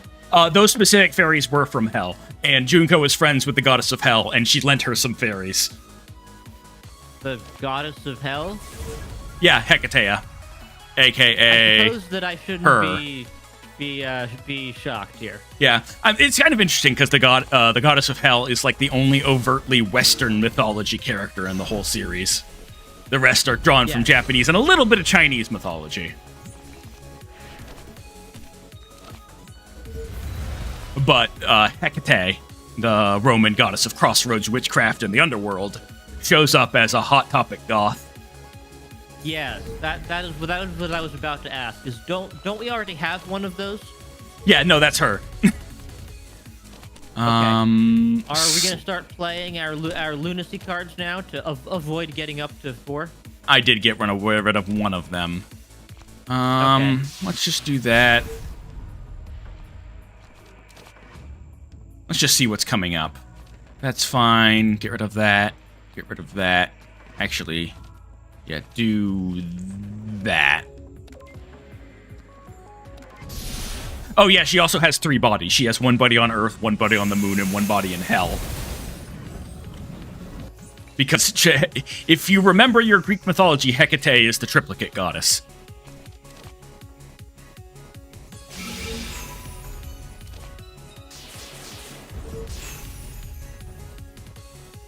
This is probably gonna hurt.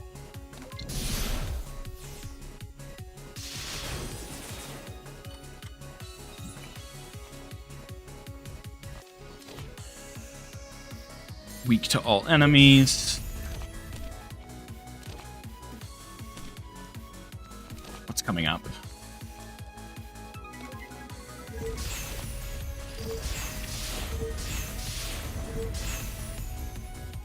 So having upgraded most of my basic cards so they don't require any colored mana is a huge boon here, because it means that Purifying doesn't do anything to me.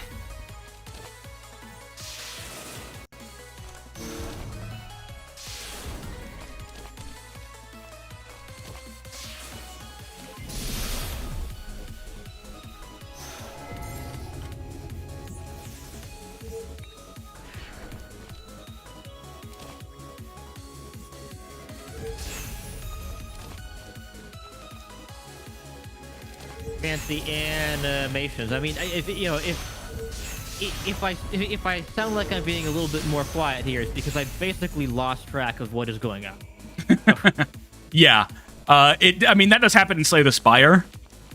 Yeah. Essentially, what's happening here is I have two powers that depend on exiling cards. There's the one that gives me the free Persuasion Needle every time, but I also picked up Lakeside Dance. Whenever a card is exiled, draw a card. Okay, so that's why you are just getting lots and lots of cards. That's why I am popping off, as the kids say. Indeed, yes. Even then, you're at roughly half health now, so clearly this is not a joke. We'll play that. And you have a bunch of colorless mana that you're trying to figure out how to use. I think I got her. I got it! Zuko's one of the hardest bosses in Touhou proper, so makes sense that she's a final boss. Okay, choice of relics. Okay. Toolbox. Adds 1 colorless mana. Every 2 combats gained tool as an additional combat reward. As fun as that is, that's useless in the late game. Fragment of the World adds blue. When acquired, choose up to 2 cards in the library. Replace them with that many random uncommon cards and random rare cards. So you just get to turn 2 things into your library into something else. Or Gungnir. Adds red to the mana base. All attacks are accurate. Hell yeah. And what's our card? Do you need accurate attacks for the final boss? She can graze, if I recall correctly, but also it's the simplest one. Dichromatic Lotus Butterfly. Do I want that? It's actually pretty good. Let's see. Takane's shop. Anything worth buying here? Oh, it's finally explaining X-Cost cards to me. I understand, thank you. Because one finally showed up.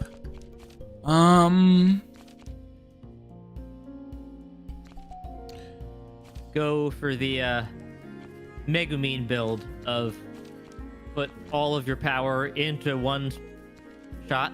Yeah, but because you can float mana, you can be way more precise with it than in Slay the Spire. Yeah.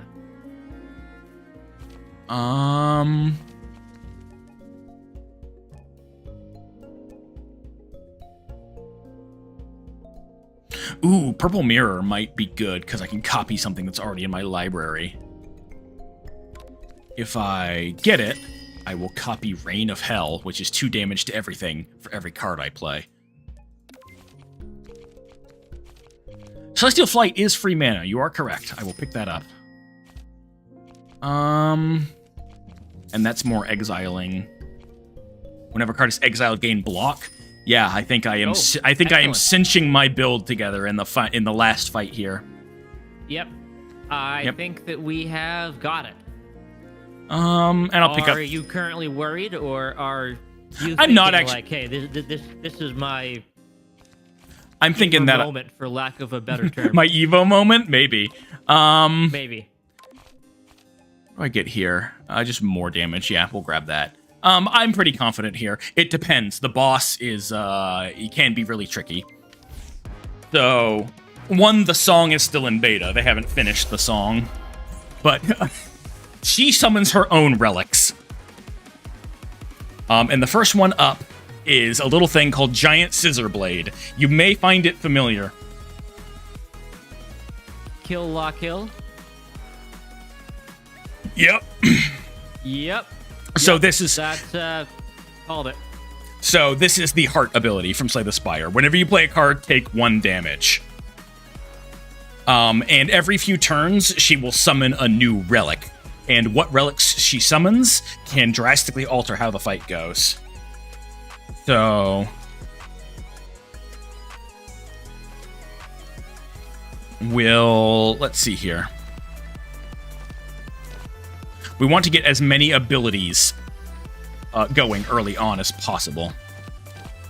Overturning all under heaven is her her spell card. Yeah, Beat of Death is the name of it. Thank you, Game Cavalier. So that is her, she's going to summon. She always summons the scissors first, and then she has a pool that she'll summon it from afterwards. And then she starts a cycle of a few attacks and then summoning a new relic.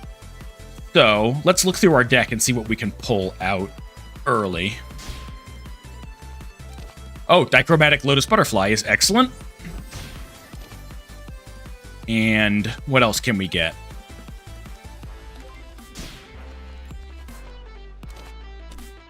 Nothing too fancy going on here, but we can get Dance of Sacred Sakura started. She also has the Heart ability. She can only take a certain amount of damage every turn. So if you pop off with some crazy infinite, she says no. After she takes 300 damage in a turn, she just says no. I will take no more damage this turn. Please pass. That's probably fair. So yeah, I guess that we're just trying to put all of the icons under your character before she can put all of her icons under herself. Correct. You have grasped the essence of this particular game. All right. And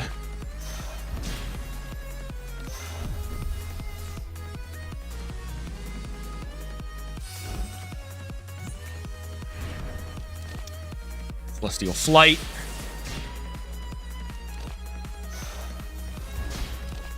So she summoned the Pendant that emits evil spirits, which is every turn she will summon minor enemies. They're like Act 1 basic enemies, but they can be annoying. Yeah. When she pulls out the Infinity Gauntlet, she'll get rid of half your deck every turn. The Infinity Gauntlet? Is sorry. that actually what they're calling Sorry, it? Glove with gems embedded. And it's not it's not the Millennium Puzzle. Okay. It's not the Millennium Puzzle. It's pyramid-shaped puzzle. And it's not the Thane's Unholy Grail. It's Sacred Grail or whatever. I think it's actually supposed to be the Holy Grail from Fate. That would make more sense to me, yeah. Hakurai Illusion. All right. I think we have most of our stuff going on here.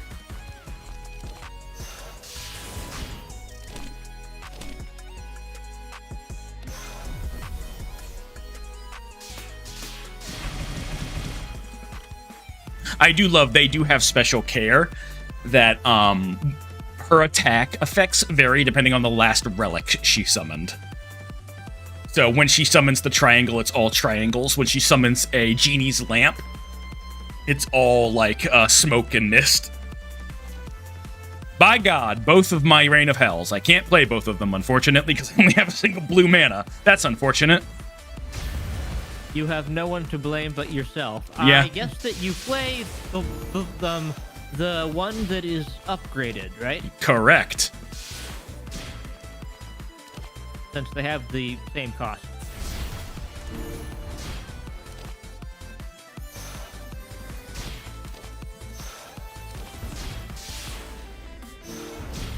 Boy, I am just repeatedly popping off.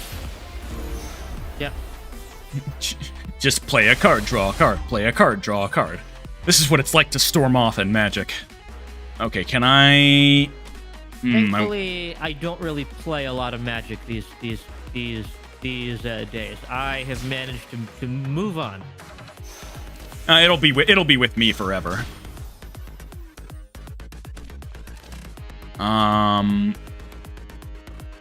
Yes, I want to do that. Yep. And then I want to do all of your that. icons. And then I want to do that. I'm remembering the proper order to play things in because of... Oh no, which relic was it that gave me that advantage? Yes, and she also periodically cleanses any debuffs you've put on her.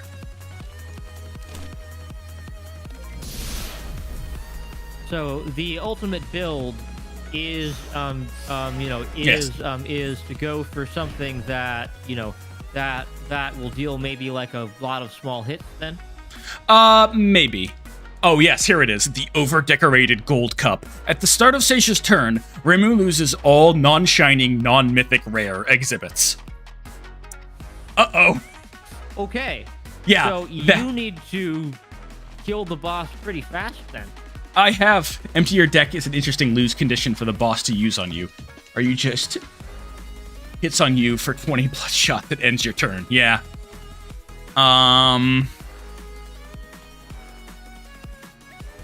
Yeah, killing her with poison was pretty funny. Let's see here. Draw 2 cards.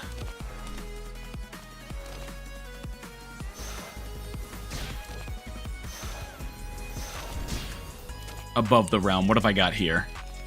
Great Tengu's Decree is fun. The Great Tengu's Decree is whenever she takes attack damage, I gain 3 block.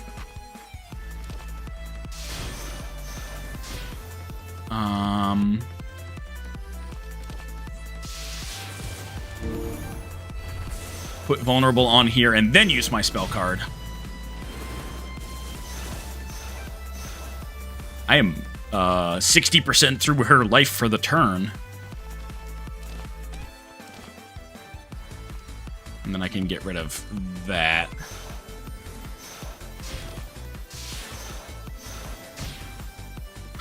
I can deal 12 more damage to her this turn. I think I did good this turn.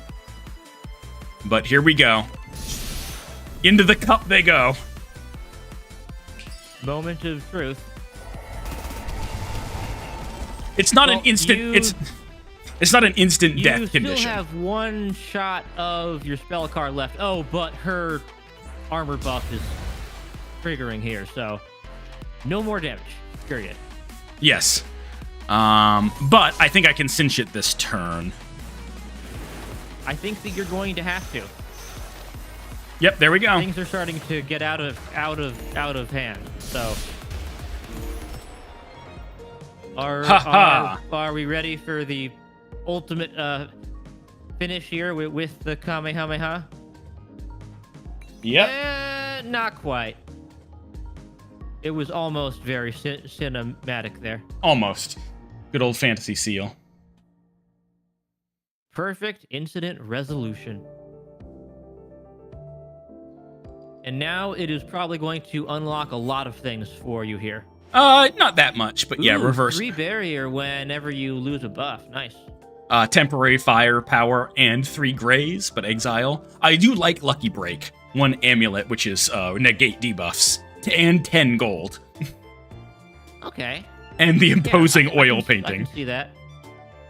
And the next level, Yin Yang Confluence, Meditation, and Breaking Boundaries. Note the, on the next screen, note the colored text on Breaking Boundaries.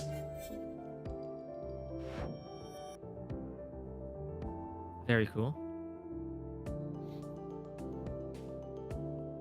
Choose one of 3 completely random cards to add to hand. It temporarily costs 0. Just literally any card. Oh, also, my relic is computer parts. It appears to be RAM. RGB RAM, which, as we know, always makes it go faster. Drinking tea at gaps also grants 50 power. An accessory to improve your computer's computing abilities can also be added to tea to help Onesama relax. No comment. Here's some Marissa cards, because I think I finally unlocked Marissa by hitting level 3. Let's see here. And Open Universe, Deep Memories, Giant Red Impact.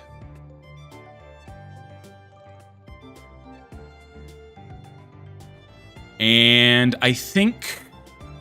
Oh, also, one of the relics I unlocked there was the Soul Gem from Madoka. Of course. Yep. The references are heavy. All right. You go to collection and find that. There it is. When it becomes cloudy, be careful. All right. So, that's roughly how this goes. A much more fancily animated Slay the Spire. Yeah, I've got to say that I was very impressed by the artwork and the music here. Obviously, I still don't know a lot about Touhou, but this looks like a pretty fun game. Mm-hmm. I mean, the best way to teach someone about Touhou is just to assault them with the most bizarre facts about the universe until they cave. That is also how Fate Stay Night works, so and, I understand. And JoJo. JoJo is... I suppose that's right. Because it is not really possible to ever spoil anything in JoJo. When I tell you that the main plot device of Part 7 is the corpse of Jesus Christ, it doesn't mean anything. Exactly, yeah. Like, you just don't have any context. Oh, so you can really a spoiler. You can never tell if I'm lying or not. Very true. There's nothing I could say that would be more absurd than the things that actually happen in JoJo. That's very true. All right.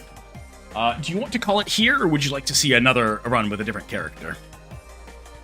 I think that I might have to call it here. I am getting messaged by a 3D rigger that I've been reaching out to, so I should probably get that thing taken care of. All right, your fancy 3D model. Yes, that is a public thing now, and it looks like it's not nearly as challenging to get it rigged, once the model's done. So we should be seeing that soon. All right. Well, I look forward to it. Head over to Hector. The thing I want to put on your radar while we're here. Yes. Is Grand Blue Fantasy Relink comes out at the end of this month. Oh, so explain to me what that game is. Is it Monster Hunter? It's broadly similar to Monster Hunter, where it is an action RPG where, you're in a party. You have where you have up to 4 people fighting one big boss, right? That's kind of the gist of it. I think it was a Platinum game back before Platinum a little bit. Yeah.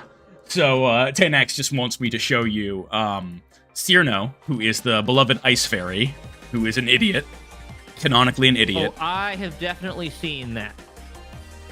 Yeah, she has she specializes in a type of card called Teammate, which the format of which should look familiar to you, in that they essentially made planeswalkers. But that makes sense. Yeah. It's very fun because you just fill your hand with all your friends, and you can solve the incident through the power of friendship. And this gun I found. Of course, yes, that's the most anime thing that you could do. Mm-hmm. I like the consistency in the art of her teammates, because they're all the friend on the side, and then her and them and Cyrno in the middle. Good art direction. Sense. Yeah, and all of this is hand-drawn art. Like, are they getting some of it from like random fan art that they found, or did they actually draw all of this stuff? I think 1 or 2 pieces might be the existing fan art that they licensed. They have several artists, like Hojorin does all the art for these specific ones. But none of it's AI generated. Most of it is made, I'm going to say 99% of it is made specifically for the game. I am certain there is a piece in here where they saw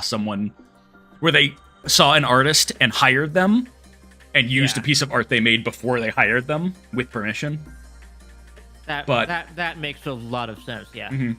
And the best part is you can even see the art for the character that isn't in the game yet, because they're just putting them in there. Yeah, you can data mine it all. Well, not even data mine it. You just look under that character, and a bunch of them say, this card is not ready yet. Please look forward to future updates. But they're loading all the assets in there. Cool. Yep. Game's fun. All right. So, yep, you're going to get your 3D model soon. Head on over to Hector's channel if you want to see that. Not immediately, obviously.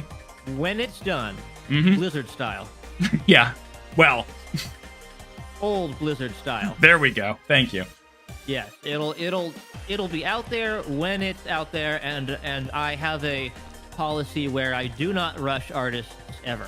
So. Yes. Oh, yes. TNX does point out, I talked to you about the original dev art. Yes, that's So- pretty darn cute. So there's tons of stuff where you can swap it over. I use the new art because I really appreciate it. But the one is this one where Sakuya uses throwing knives like the hunter in Slay the Spire. And the one that combines all your knives into one super knife has this as its base art, but it adds a second card. And that is... Sorry, you're behind, but you're gonna see it, and you're gonna understand why I use it. Oh. Amazing. The Sharp Knife Express is coming. Yes. That is that a Hachiroku? That is a Hachiroku. Amazing. Love it. Please don't ever change that card. Yeah, I keep that one. But the other ones, like... What are some of the other really funny ones? Knife of Damocles is funny. Because it's just... The character isn't even in the art. It's just a different character with a knife hanging over them.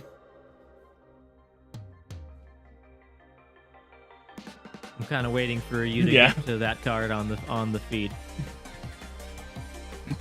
Oh, yeah, that's maybe a little bit less good. Maybe you should change that one. But the, Oh, what is it? I wish you could sort by artist, because that artist still has plenty of stuff in this game that I never want to leave. Like, Marissa with the Uzis. Oh, dear. I'm creating such anticipation for you. Oh, dear. I think it's the... Improvisation is that? Oh, that's the Hardcore Henry Daniel meme. Radcliffe photo. Yeah, Daniel Radcliffe with the two guns. That's amazing. Also, yes, Radioactive Elements, which is a potion-based card where she appears to have finally combined Coke and Pepsi into something terrible. Oh dear. Just assaulting you with art. All right. Well, I feel like this was a pretty good video game. Thanks for showing me things. I will add this to my wish list, and as is usual, when you're talking about Steam, you should pretty much always just wait for the next Steam sale. That's just how life goes. So. All right. Thank you for coming on, Hector. Thank you to everybody who tuned in. And I will see you all later. Bye. All right. Have a great day. Bye.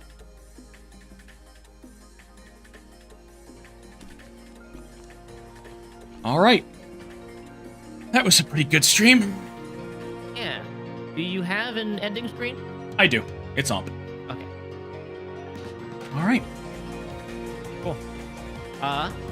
Thanks for showing me. This was actually cool. And like I said, we'll probably do a relink. You know, I can grab you a copy. I'm just waiting to see, because they're kind of cagey about how the co-op works. Like, yeah. There is online co-op. I don't know to what extent though. Yeah. I was hoping they add co-op to Dragon's Dogma 2, but they're sticking with the original format. Dragon's Dogma 2 is very much like we are sticking with Dragon's Dogma, but they let us finish the game this time. Yes. Instead of pushing it out the door at 30%. Much nicer, yeah. Yeah. I do have a soft spot in my heart for that game though. So. Yeah, trust me, me too. I have it on my calendar for when it comes out. All right. Well, have a great day. Talk to you later. Talk to you later. Bye.